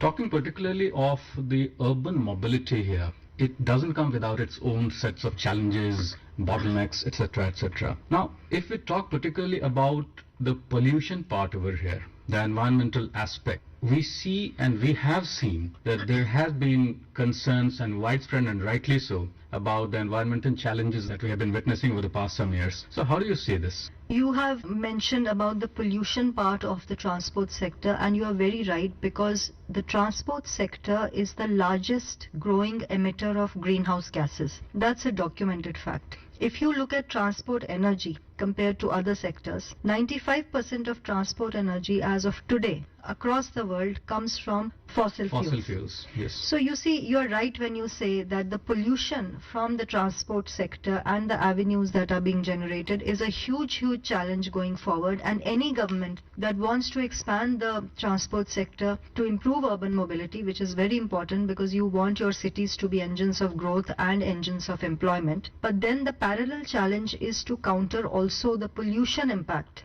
of a fast expanding transport sector, because after all, the life of a citizen, the well-being of a citizen is equally important. Now let's talk of this development, particularly of the urban transport, urban mobility. Now we have been witnessing large-scale kind of development and the upward push in the top-tier cities. Now talking of the tier 2 and tier 3 cities, wherein the majority of the population actually lives, and they could be, and they have to be rather, the growth engines of the economy. If India has to achieve what it has planned for over the next 10 years or so. Now talking of tier 2 and tier 3 cities, capex push is one thing which is of prime importance here. Now we have seen the budgetary allocation, especially talking of the past couple of budgets, if we may discuss here. Now, how do you see this capex push kind of percolating down to the tier 2 cities or tier 3 cities when it comes to urban mobility and transportation?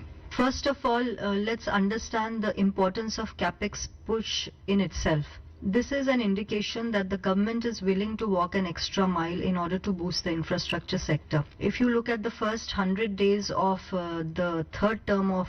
NDA government, you will see that nearly 11 lakh crores have been already proposed and to a large extent absorbed into major infrastructure projects. In fact, every other day when Railway Minister and Information Minister AKASHVANI LUNGLEI comes to brief us about cabinet decisions, at least 80% of the cabinet decisions are related to infrastructure. Mostly, new railway lines. If there's one railway line, then doubling. If there are two, then, 3 lines, 4 lines. So what you are saying essentially is you're talking of tier 2 and tier 3 cities where road infrastructure is very important, because majority of people are mainly on the roads when urban transport is concerned. True. And in that context, let's also see the big push in the highway sector. We've seen that National Highway is a huge transformation story if you look at the past decade, and nearly the length of national highways from about 90,000 kilometers in 2014 has doubled as of today. And if you look at the speed of construction of national highways, you will see that from 8 kilometers per day, which was an average about a decade ago, we've already reached 35 kilometers a day, which is a phenomenal speed.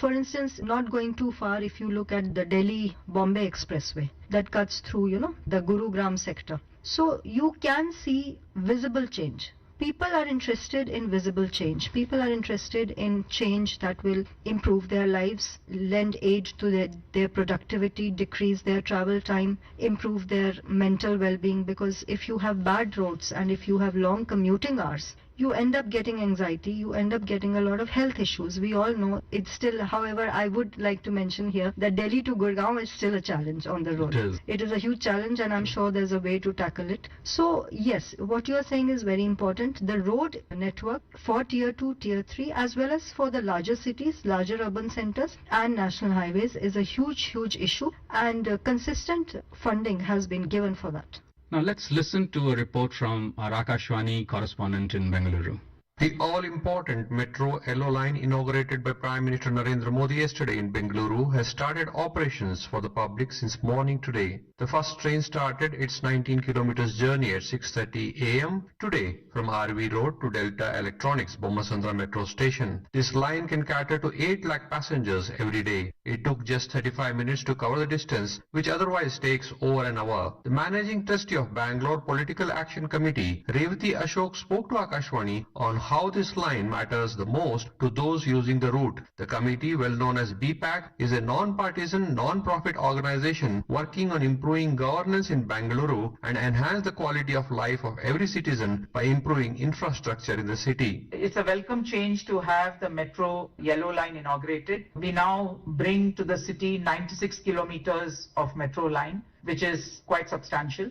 Of course, a city of 800 square kilometers requires at least 300 to 400 kilometers of metro to make it more effective. However, I think this is a significant milestone. The yellow line is very important because it covers key IT hub and industrial hubs of Electronic City and Bommasandra. Once these two get connected, I think there will be a significant reduction in traffic. Today, average frequency is about 25 minutes. If we increase the number of coaches progressively, it will come down to 6 minutes. We are hoping that it will be eventually brought down to 3 minutes, and that will really make a big difference to traffic in various parts of the city which are getting choked today. I was pleasantly surprised because I happened to travel from center of the city into Bommasandra today and found that the traffic was very benign in Bommasandra. It's normally stuck up. It was quite clear in the morning at peak hour. Hopefully this was because of many people not taking out their cars and two-wheelers and actually using metro. We hope this will be sustained and we can see more and more improvement as the months. Introduction of new coaches. Yellow Line Metro Rail with interchange at RV Road for the Green Line and Jayadeva Hospital Station for the Pink Line is expected to ease traffic and provide faster and convenient transport for the people. Sudhindra, Akashvani News, Bengaluru. Coming to the railways now. Yesterday we saw the Prime Minister inaugurating 3 new Vande Bharat trains. Of course, one in Karnataka itself, from Bangalore to Belagavi, the second from Nagpur to Pune. And incidentally and very interestingly, this would be the longest kind of Vande Bharat train when it comes to distance, surpassing the Delhi-Varanasi route. And the third, of course, is from Amritsar to Mata Vaishno Devi, Katra station. Now, Vande Bharat trains, conceptualized and kind of come first in 2019. We have seen its rapid growth. Now almost 75 pairs of train are running, to this date. Now Vande Bharat trains are a unique set of trains which have been been in their own league. The local trains, the intercity trains. Now therein lies the challenge, wherein many of the trains and many of the routes have been a challenge for the Indian Railways. Now, what are the work being done and how this can be improved further when it comes to kind of running the train on time or kind of having those connectivity issues, so on and so forth? One is you expand the network itself. You increase the number of lines. If there is a certain line that sees a lot of traffic, what do you do about it? You create a parallel line. If, as I said earlier, if there's one line you have a doubling of railway line, you have 3 lines, 4 lines. There have been a couple of cabinet decisions lately where high traffic zones, which you just mentioned, have seen doubling and 3-line, 4-line railway, more and more railway lines being laid in order to ease traffic. When you ease traffic, obviously, the speed also increases and the challenges that you mentioned also increase. An important part of this reform also is the fact that 100% electrification of railway tracks has been achieved, which should, improve the life of the trains, which should improve the travel experience, and which should also improve the quality of railway network. That is going forward. And Vande Bharat trains, of course, are very important because, these are new trains, have come after a long time since the introduction of the Shatabdis. True. Shatabdi was a big game changer earlier in the decade, but now in this decade Vande Bharat is a huge game changer because you have a redefined rail travel model where you have speed, you have comfort, and you also have nice facilities in Vande Bharat trains. And a lot of people who are using these are saying that these have come up very well, and that's the reason they're being added. And not just that, we know of a number of countries that have already started placing import orders for Vande Bharat trains. That's a huge boost for Indian railway network because that's ultimately the aim of the government, that's self-reliance. Thank you so very much, Aditi ji, for having come in and discuss on this. Thank you so much. You were listening to a discussion on urban transport infrastructure, connecting people and empowering cities. The participants were Aditi Tantan, senior journalist, and Nishit Kumar, anchor. This program was produced and presented by the News Services Division of AKASHVANI. Spotlight.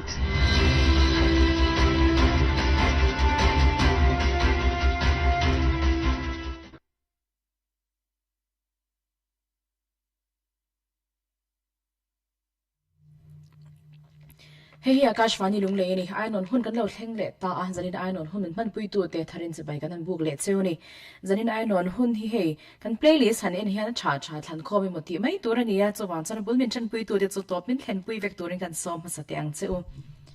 zanin ainon hun kan hlangai thak masak beratan chuan sewan sang an lel tinun nem ti la haron sa nga he laron thlang tu te chu ma moi rung le zo tlang mi in banal som sai ro chan mari chu lung le le sil din pui zo tlang lung le ti tan ron thlang ani vi kong te website zo ami in mal som kimi zo te sa song le vo in jela zama mission veng ai zo tan poi mo takani pwalin ti ne ron thang boka te I champai veng thang mi tan ms sela mi than ma be ki lung chema mi tan Robin Junior ne ron thang boka tin he lai hi dingpui rasiveng ami in som te khobungo omle nupui tabungo mek ten ngun takin lawai kha se ti ne ron thang boka ni siwan sanga lelte nun nem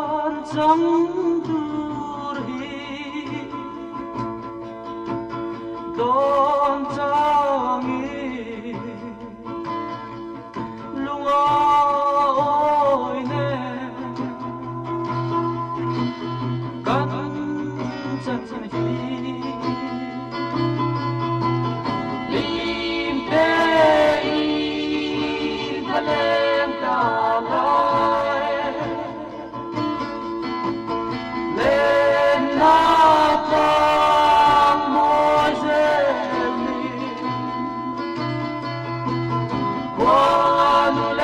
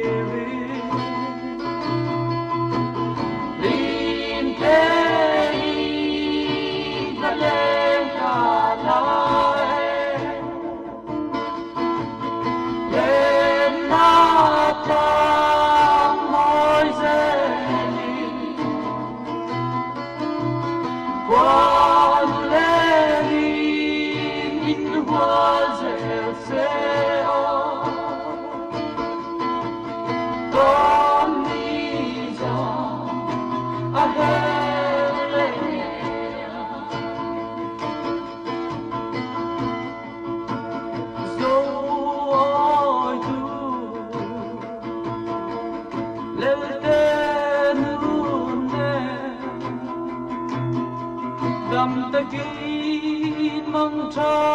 mai le yêu ni re cần đây lo che khi luôn du dòng tình lim te in valen ta lai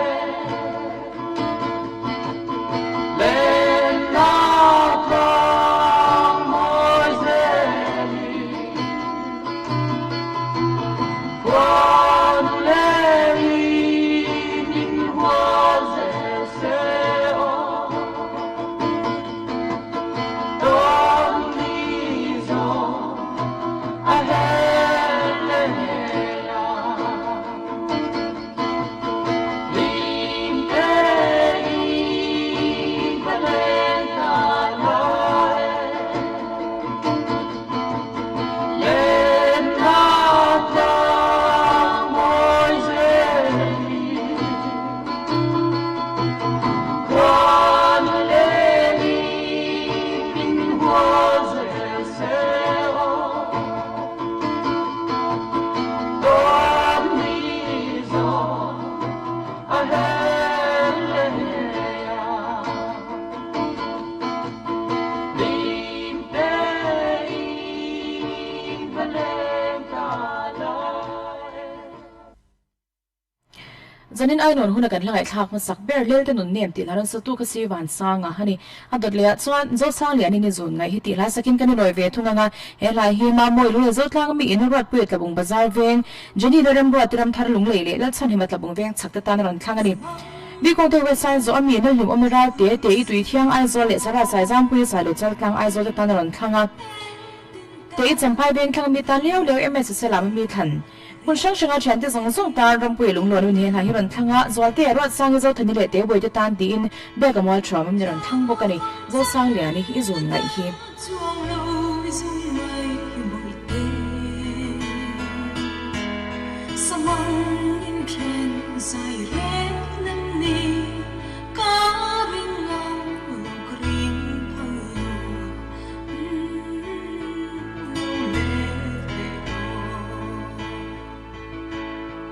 kan lên na tlang dang ma se rau tha cho ni kiang ko bel ren tri thái coi bia thu ka lan nang che run ye ya bia thu ban ka phong chân đang chuang lâu run ngày bội tê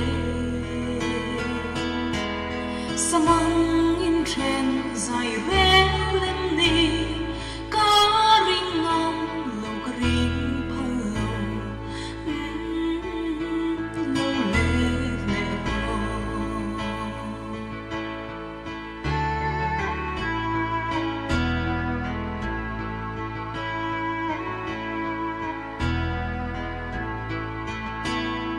chú tin ru na lên en chính lâu phân áo mượt luôn trôi lái qua bao var du ni na cả không lo nghe cả nín lòng chê cả phong chân đã chuang lâu run ngày bội tê samang in tren dài rét lên ni cá ring ngao lâu cá ring phơi lâu lê lê ro can lên na tlang dang ma se rau tha cho ni kiang ka be ren tri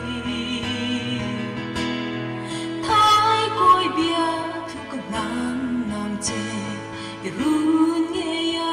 bia thu ban ka phong chân đang chuang lâu run ngày bội tê samang in khen dài rẽ lưng đi có ring ngông lòng cái ring phơi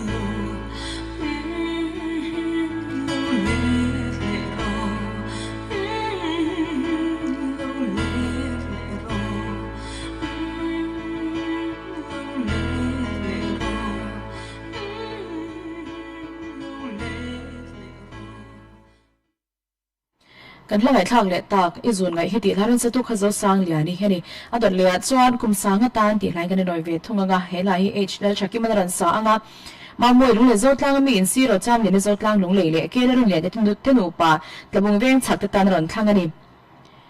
tin video chan moi vi ma chung te lami in hun sang sanga chan te zong song ta ron thanga bi kong te website zo min zanin fm zo oya duty te hindi rj English RJ vani nun pui ren thlei le mizo RJ lo rin hlui ral te te tan ron thangani pui rong chema mi tan ma pui ram phun ai zo lo min ron thang boka au moi tu sum pui mi tan lcb chwa tu sum pui mi ron thang boka ni nu te ra se veng mi tan pui sai lo bong kon ai zo lo min ron thanga veni chong te ele mi tan leo le fel fel char lui min ron thang boka ni kum sanga tan h l chakima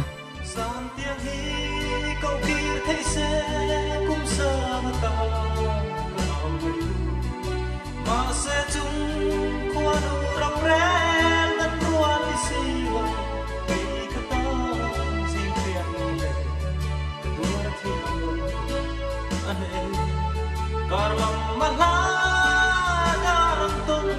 di herdi silo kamace di boy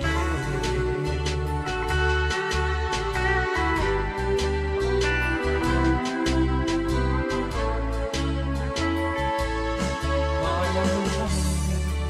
mangai na aswan se ni tilu masenu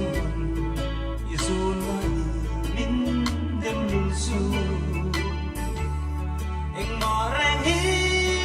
mamodang soi tur kanilo ik mangai na chau chu san tiang hi câu kia thấy se cũng sa na ta mai tu ma se chung khoa du rong ren nan khoa li si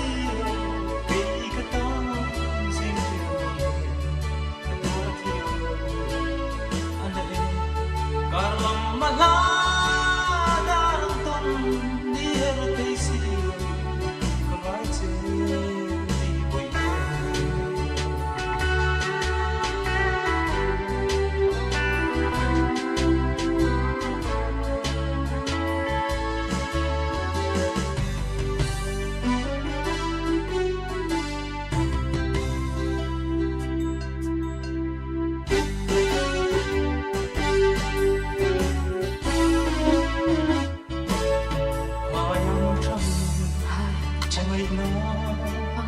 Aswan se tu ni tu ma se nun ma se izun mai min dem lu su kadem lu tes eng ma reng hi ma mo dang sai tu kanilo sai tu re ik ma mo na chung chu ai na sai lu su san tiang hi câu kia thấy se cũng sa na ta ma se chung khoa du rong ren nan rua li si kei ka ta sim chi ka ta thio ane karlam malada rantun ni her te si kama che di boy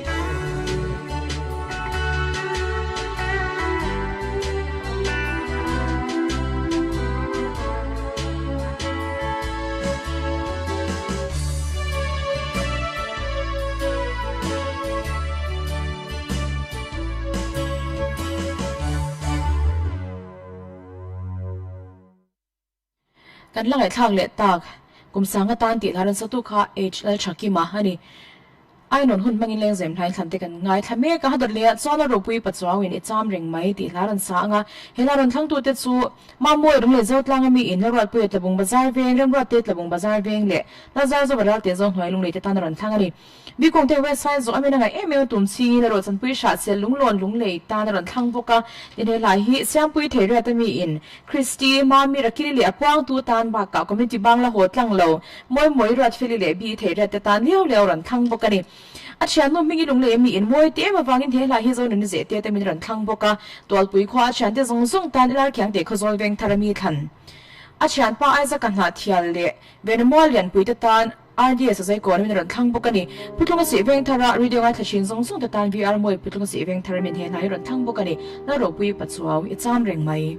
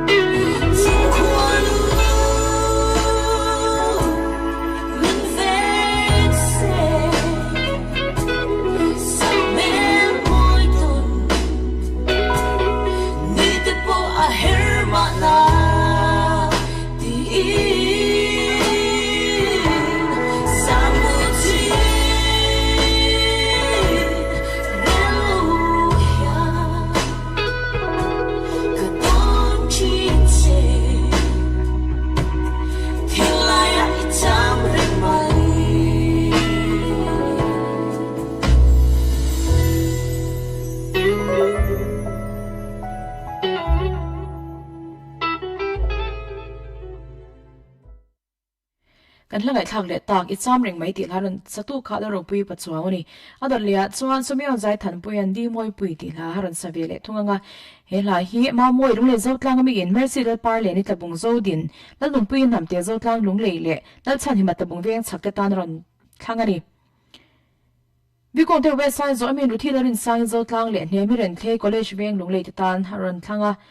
ma ding le nu se ni te tan timothy pa sal bung tlang mi ron thang bokani jesi le char luya chan te zong zong tan ru le na char luya mi ron thanga wan te mong bu chon de she te zo le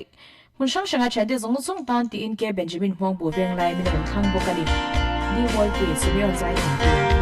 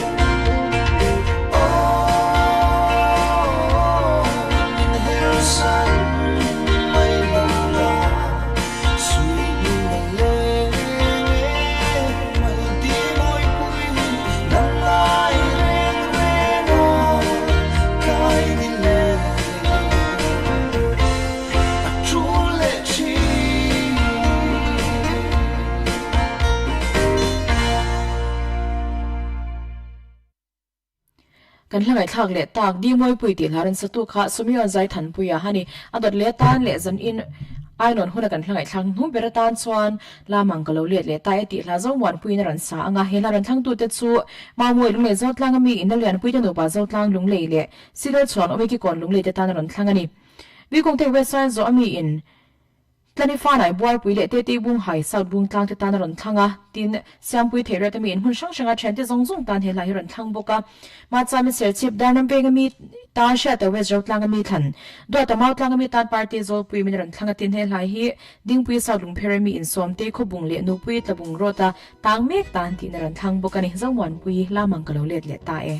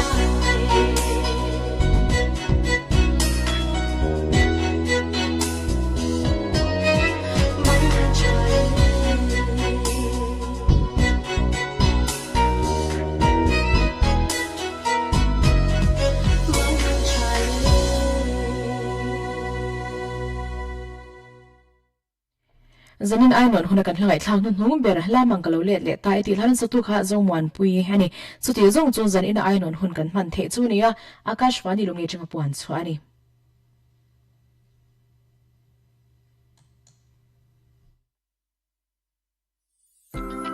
नमस्ते श्रोताओं, हमारे साथ बने रहने के लिए धन्यवाद। अब आपको बेहतर सेवा प्रदान करने के हमारे प्रयास में हमारे साथ जुड़े। रेज रेडियो ऑडियंस इंटरैक्टिव सर्वेक्षण और मूल्यांकन हमारे विशिष्ट मोबाइल ऐप के साथ मानद संरक्षक बने, जहां आप उद्घोषकों को रेटिंग दे सकते हैं, कार्यक्रमों की समीक्षा कर सकते हैं और अपनी प्रतिक्रिया साझा कर सकते हैं। बस हमारे आधिकारिक फेसबुक पेज पर दिए गए लिंक पर क्लिक करें और पंजीकरण करें। आपकी सक्रिय प्रतिक्रिया हमें आकाशवाणी की विरासत को बेहतर बनाने और बनाए रखने में मदद करेगी। तो सिर्फ सुने नहीं, रेज मोबाइल ऐप के साथ बदलाव का नेतृत्व करें।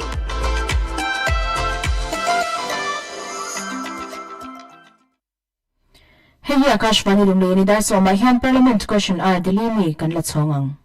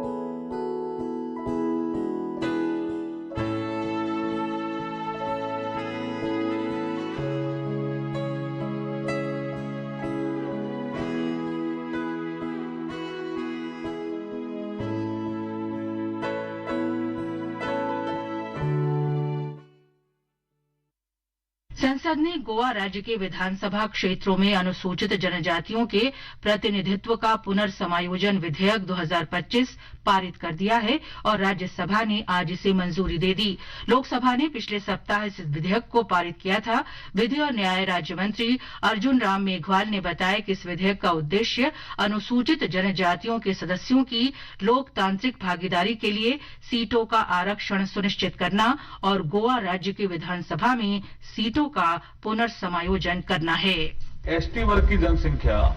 1,49,275 अर्थात 1.5 लाख के आसपास होने के बावजूद भी एसटी समुदाय के लिए गोवा विधानसभा में एक भी सीट निर्धारित नहीं थी, तो ये विसंगति पैदा हो गई थी। इसके लिए मैं इस महान सदन के सम्मुख ये बिल लेकर आया हूं। मैं चाहता हूं कि चर्चा करके इस बिल को सर्वसम्मति से पास किया जाए। धन्यवाद।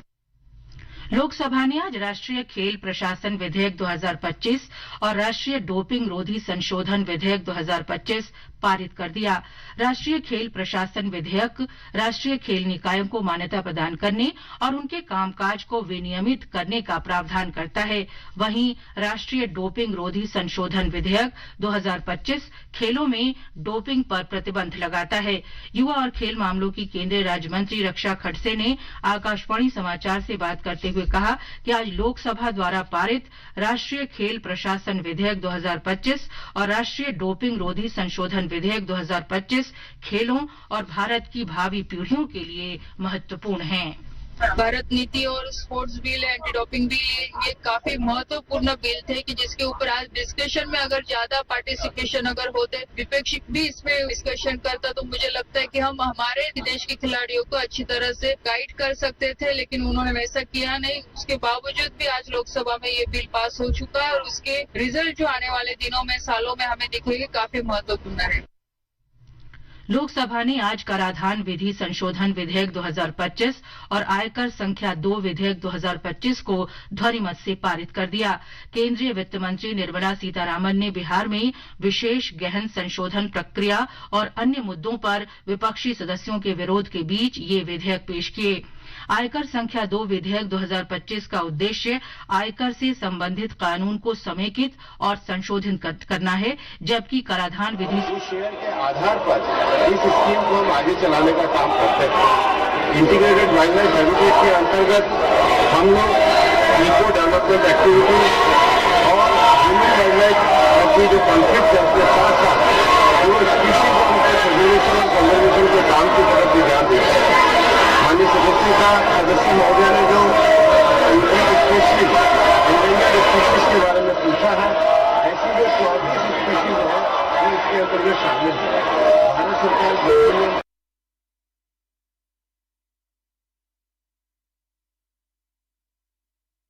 संशोधन करेगा। भारतीय जनता पार्टी ने देश में निर्वाचन प्रक्रिया के विरुद्ध आधारहीन आरोप लगाने और झूठ फैलाने के लिए कांग्रेस को दोषी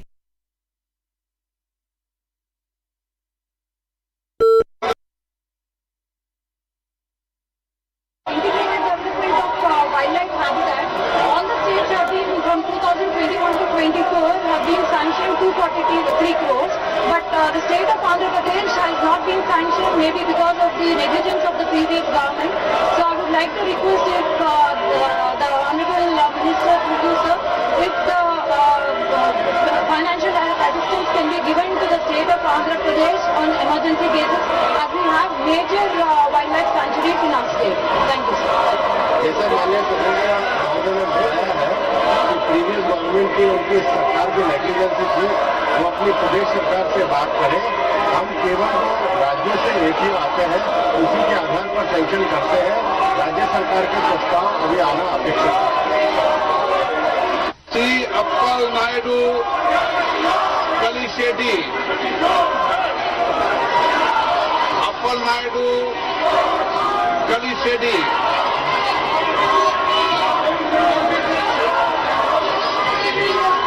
अनूप बोत्रे,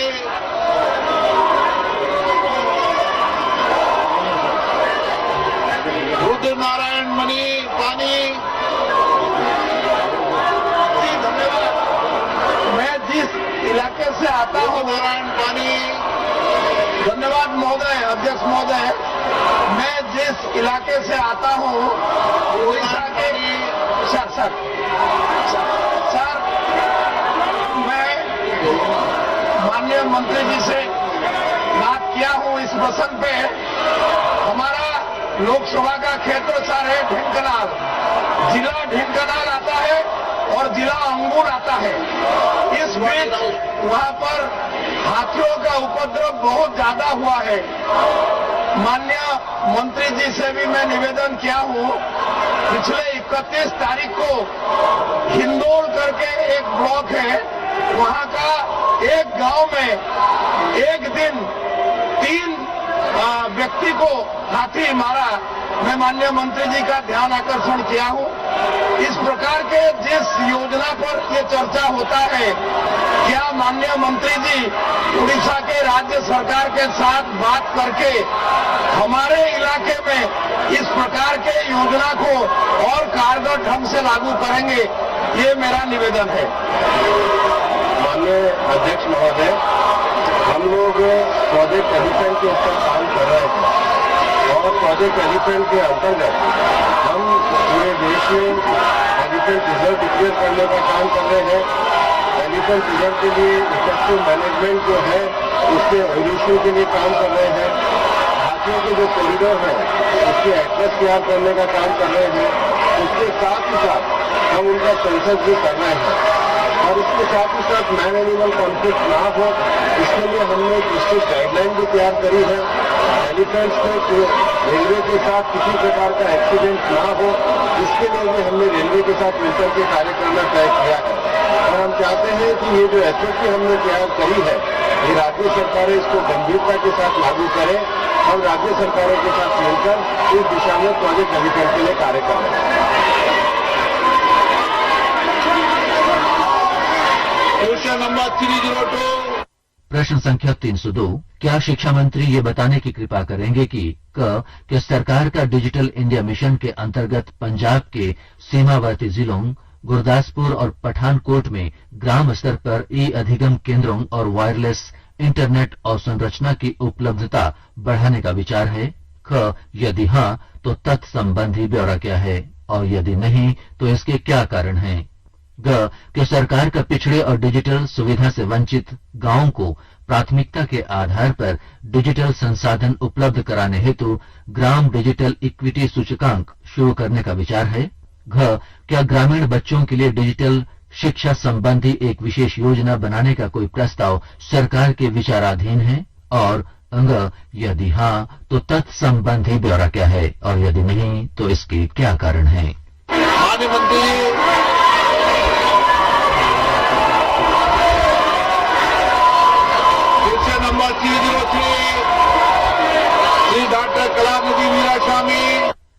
प्रश्न संख्या 303, क्या युवा कार्यक्रम और खेल मंत्री ये बताने की कृपा करेंगे कि क सरकार द्वारा विगत 3 वर्षों के दौरान खेलो इंडिया, राष्ट्रीय खेल विकास कोष NSDF और अवसंरचना विकास जैसी विभिन्न योजनाओं के अंतर्गत धनराशि के आवंटन का राज्यवार ब्यौरा क्या है? ख क्या विगत वित्तीय वर्ष के दौरान सरकार से किसी एक राज्य को सभी दक्षिण भारतीय राज्यों की तुलना में अधिक धनराशि प्राप्त हुई है, और यदि हाँ तो तत्संबंधी ब्यौरा क्या है? ग क्या देश के सभी राज्यों में खेलों से संबंधित धनराशि का एक समान और आवश्यकता आधारित वितरण सुनिश्चित करने के लिए सरकार के कोई मानदंड है? और घ सरकार द्वारा देश के दक्षिणी राज्यों में खेल अवसंरचना प्रशिक्षण अकादमियों को सुदृढ़ करने और प्रतिभाओं की पहचान के लिए क्या कदम उठाए गए हैं, उठाए जा रहे हैं?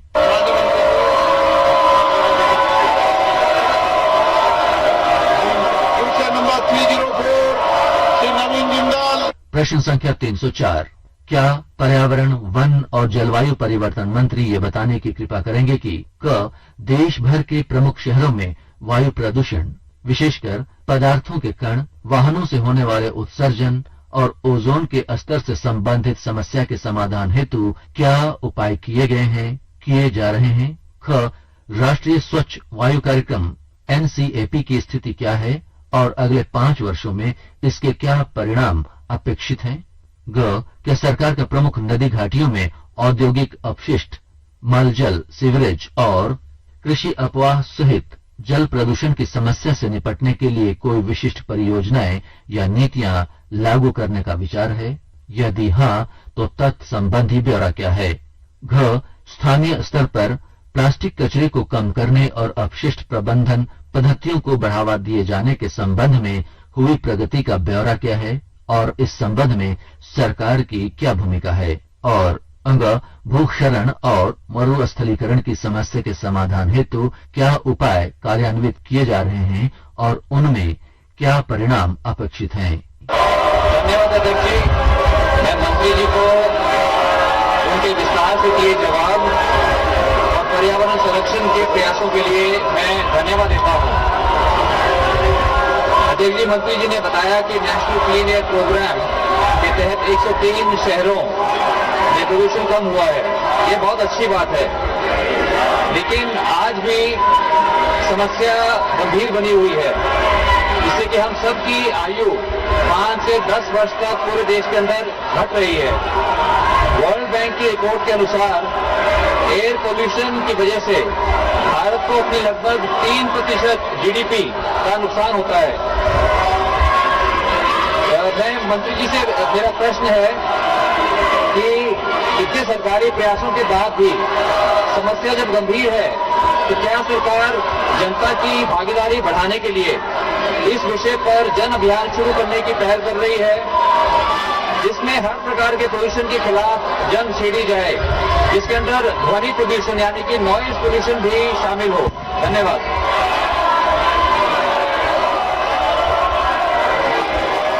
श्री भूपेंद्र यादव, पर्यावरण और जलवायु परिवर्तन मंत्री। सच है कि वायु प्रदूषण ये एक काफी बड़ी समस्या है और इसको लेकर के पूरे देश में 130 के करीब शहरों में हम लोग इसमें गुणवत्ता में सुधार करने के लिए अनेक प्रयास कर रहे हैं। इन प्रयासों के अंतर्गत माननीय सदस्य ने जो पूछा है कि हम लोगों के प्रभावी योगदान के लिए भी कार्य कर रहे हैं। निश्चित रूप से हमने इन सब शहरों में सिटी एक्शन प्लान रिवाइज करे हैं, ताकि जहाँ पर इस प्रकार का प्रदूषण बहुत ज्यादा है वहाँ पर जन भागीदारी के माध्यम से ज्यादा मिटिगेशन एक्शन कर सके। उसके साथ ही साथ हम लोग मिशन लाइफ की जो एक्टिविटी है, मिशन लाइफ की एक्टिविटी के अंतर्गत save water, save food, save energy के साथ साथ solid waste management, e waste management, ban of single use plastic और सबसे बड़ी बात है हेल्दी लाइफ स्टाइल, इसके भी प्रचार प्रसार के लिए कार्य कर रहे हैं। उसके साथ ही साथ हम वर्ष में 1 सप्ताह विशेष रूप से वायु प्रदूषण के प्रति लोगों में जागरूकता के लिए भी कार्यक्रम कर रहे हैं। हम उन म्यूनिसिपलिटियों को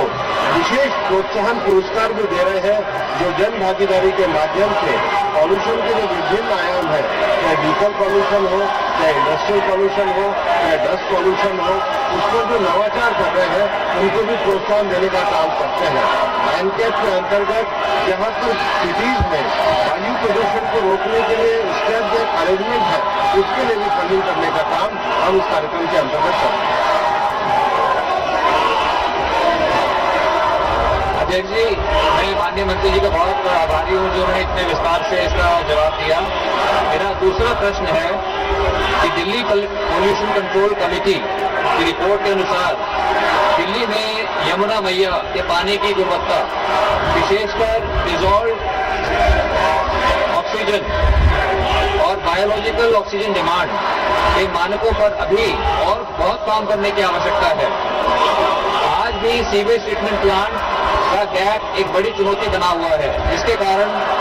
यमुना के अंदर अमोनिया का स्तर बढ़ता है और यमुना मैया को एक गंदे नाले की तरह उसको इस्तेमाल किया जा रहा है। माननीय अध्यक्ष जी, मेरा माननीय मंत्री जी से प्रश्न है कि नमामि गंगे मिशन के अगले चरण में यमुना जी की सफाई और बढ़ते प्रदूषण को रोकने के लिए मंत्रालय की आगे की कार्रवाई योजना क्या है और यमुना को निर्मल बनाने के हमारे साझा लक्ष्य को जल्द से जल्द हम प्राप्त करने के लिए केंद्र सरकार राज्य सरकारों के साथ मिलकर और क्या कदम उठाने पर विचार कर रही है। धन्यवाद। माननीय अध्यक्ष महोदय, माननीय सदस्य ने एक बहुत गंभीर चर्चा की और हम सबका ध्यान दिलाया है। जल शक्ति मंत्रालय के द्वारा यमुना को लेकर के एक विशेष योजना तैयार की जा रही है। इसके साथ ही साथ सीवेज स्टैंडर्ड को बढ़ाने के लिए वाटर एक्ट के अंतर्गत और यमुना में जो शहरी आबादी है उनसे जो प्रदूषण आता है उसके लिए एसटीपी लगाने के लिए व्यापक योजना कार्य किया जा रहा है। जल शक्ति मंत्रालय के साथ पर्यावरण मंत्रालय उसको सहयोग कर रहा है।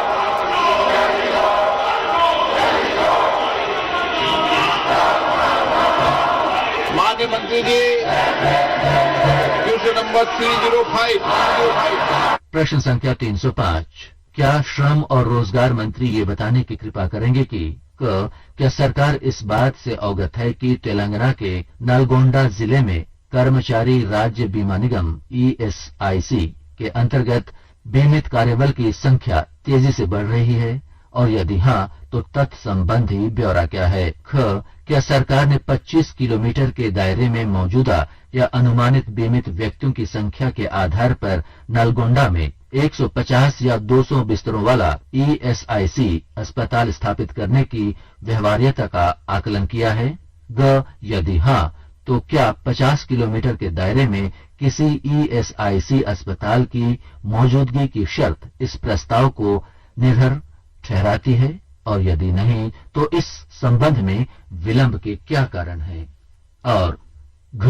क्या सरकार उक्त जिले में कम से कम 150 बिस्तरों वाले अस्पताल के लिए मानदंडों में ढील देने या उसके अनुमोदन में तेजी लाने पर विचार करेगी और यदि हाँ तो तत्संबंधी ब्यौरा क्या है। माननीय सदस्यगण,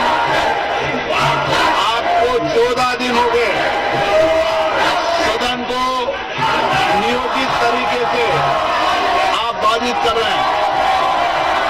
14 दिन से आप सदन को नहीं चलने दे रहे। ये लोकतंत्र की परंपराओं के अनुरूप नहीं है। देश की जनता का करोड़ों रुपया कार्रवाई में खर्च होता है। आपको जनता ने यहाँ प्रश्न पूछने, मुद्दे उठाने के लिए भेजा है, उनकी अपेक्षाएं, आकांक्षाओं के लिए भेजा है, उनकी कठिनाई और चुनौतियों के लिए भेजा है। लेकिन आप सदन में नियोजित तरीके से शोरगुल करना, हंगामा करना, तख्तियां लहराना, ये संसदीय परंपराओं के अनुरूप नहीं है। और 14 दिन तक आप जिस तरीके का व्यवहार आचरण कर रहा है, पूरा देश आपको देख रहा है। आपको नारेबाजी, तख्तियां, प्रदर्शन करना है तो आप सदन के कैंपस के बाहर करिए। आज मुद्दे पर चर्चा होगी। सदन चर्चा संवाद के लिए महत्वपूर्ण विधेयकों पर भी चर्चा होगी। आप जाकर बैठिए, सदन नहीं चलना देना चाहते आप? देश की जनता ये सब देख रही है। मैं पुनः आपसे आग्रह कर रहा हूं कि सदन की कार्रवाई को चलने दें। मैं सभी माननीय सदस्यों को हर विषय पर पर्याप्त अवसर, पर्याप्त समय दूंगा। प्लीज बैठिए। सदन की कार्रवाई आज 2 बजे तक के लिए स्थगित की जाती है। अभी आप आज लोकसभा में प्रश्नकाल के दौरान हुई कार्यवाही की रिकॉर्डिंग सुन रहे थे। You were listening to the proceedings during the question hour in Lok Sabha today. This broadcast came to you from Delhi station of AKASHVANI.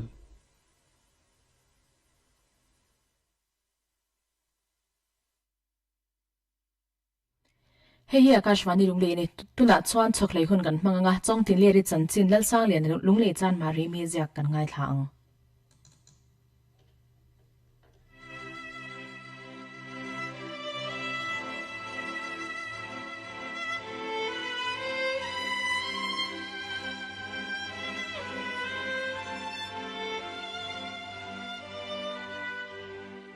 Nam tin hian pi le pu atangin thon thu in nan chon hi kan nei thewa mizo te po hian chutianga thon thu kan nei ti jinga pakhat chong tin le ri chanchin kan ngai thado dani man laya kan mizo pi pu te chiao thang lok chong tuya an om lai hian pasal thawai sen lian lunga le anupui rong hiang te hian fanunula mel thatak mai anneya aming chu chongtin leri ani nucha pani anei boka lian che ale thalunga te anni chongtin leri hi ma lai mizo la mel thatop thang ram hwai te poinan lal nu ni tura ni em khopa mel tha ania lal silal nu ani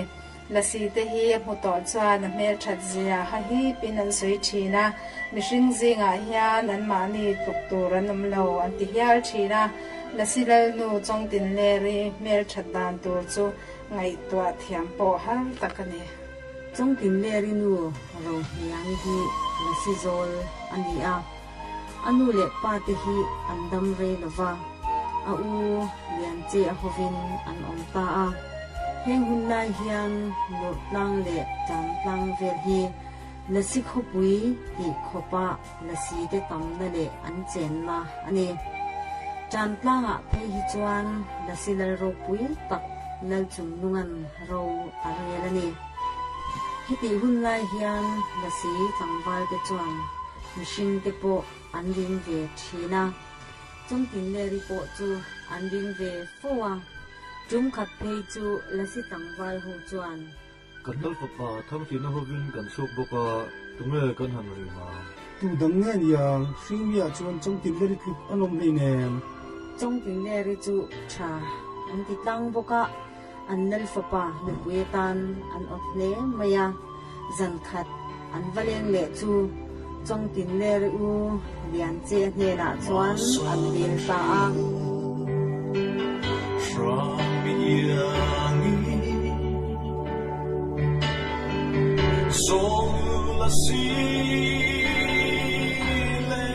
chongtin leri thon thu hi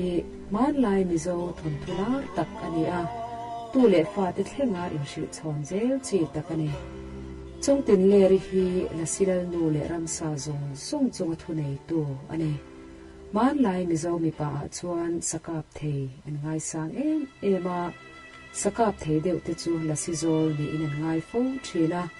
lasizol po tam tak soi tur an om lasi an zol chuan an zol te khan an du anga piang sa an ka tir mai thina ni ulian che hei bu tun sai khat kanon kenga ifan nu hi kanal fa pan pu ta min nei tir phal lom ni min nei tir phal chuan bu tun kanon ken fangjat sa kan ka tirang che ngoi te u among pha tu po kan nei lo ve mong pha ngai lovin kan siam sakang che sa ke pali nei ichum don huna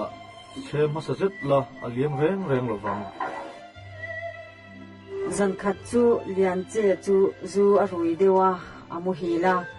amu manga chuan la si tlangwal ho chu an lo leng le a lim takin an in koma chongtin le ri chu netan an dil le a ani lian che chuan ni ang hiang alo ti a le si tlangwal ho chu ngai thatakin an hota a lian che a han har chuan an in leng ti chu la si an ni ti a hrechiang ta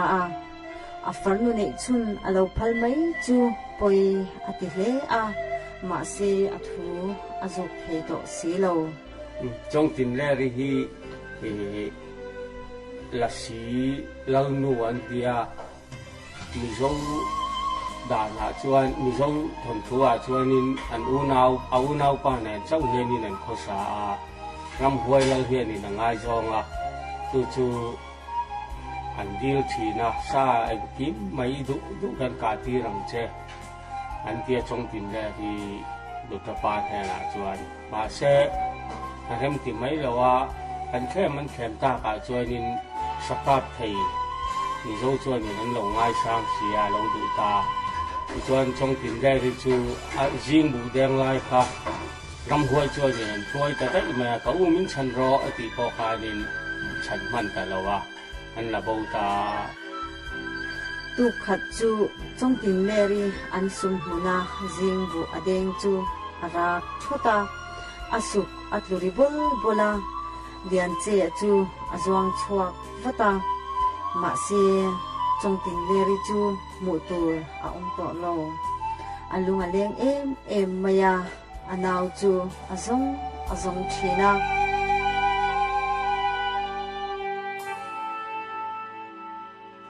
với khát chu mu thầy xí lậu hian anaw chuan ka ulia min zong boy du ma tse hetia ko hi nang ma du than de kalon aron tita a chu ta china chuan aril ru anwam ta dewa sapo akap tu ve ta a chutia chantlang lal fopa in lepui mel tha ane ni chuan chantlang asi ho chuan lutlang nasi ho chu heti hian an au thi le an ti lupui mi chuan in rel mo ke ni chuan kan rel love lal chung nungan lai mi amane ser khwa kan kham rone ti in lian che chuan sa te hi akap thei ka hle maya ramwa rengin sakap lovin a hongai lo nasi ho chuan lian che chu andu saka ngal phusen ka tir ang tuma tiau kam sai khum rama anram wa ka ma a chuak nge turin nasi ho chuan ngal phusen chu an khala kalro lian thang chwa nan ti in mui thur hian among tama an khaklau lau thina ma se amazon alo thlen chuan lian che alom lutuk chu anuya chu vele ngal phusen chu hok pa in aper nula abo ta dai maya la si ho chuan lian che chu nui to lo turin an shila ma se lian che chuan alo mu vele alom lutuk alo nui thina voi thum zet ani ta ka wangin akap thei talawa ngal phusen po chu sai khum rama tangin choi tlanga ain som ta dayan ti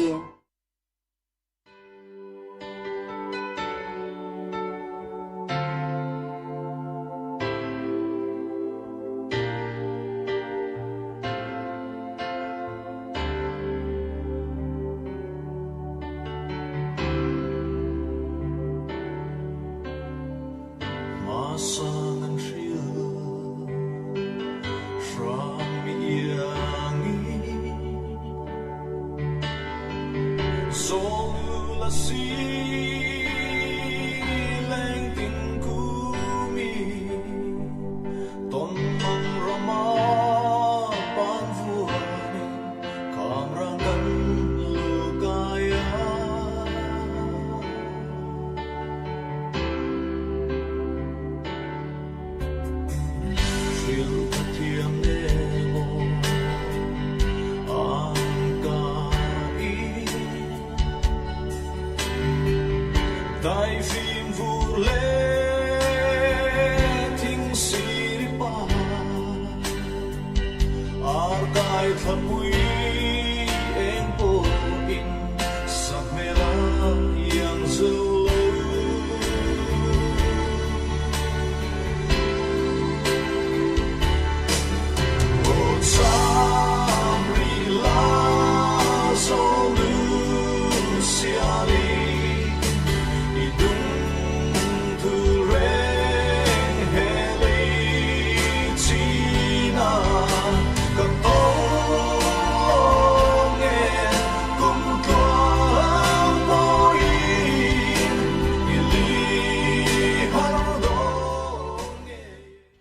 kan hai thak ta kha chongtin le ri chanchin hani hazak tu khala sang lian lunglei chan mari hani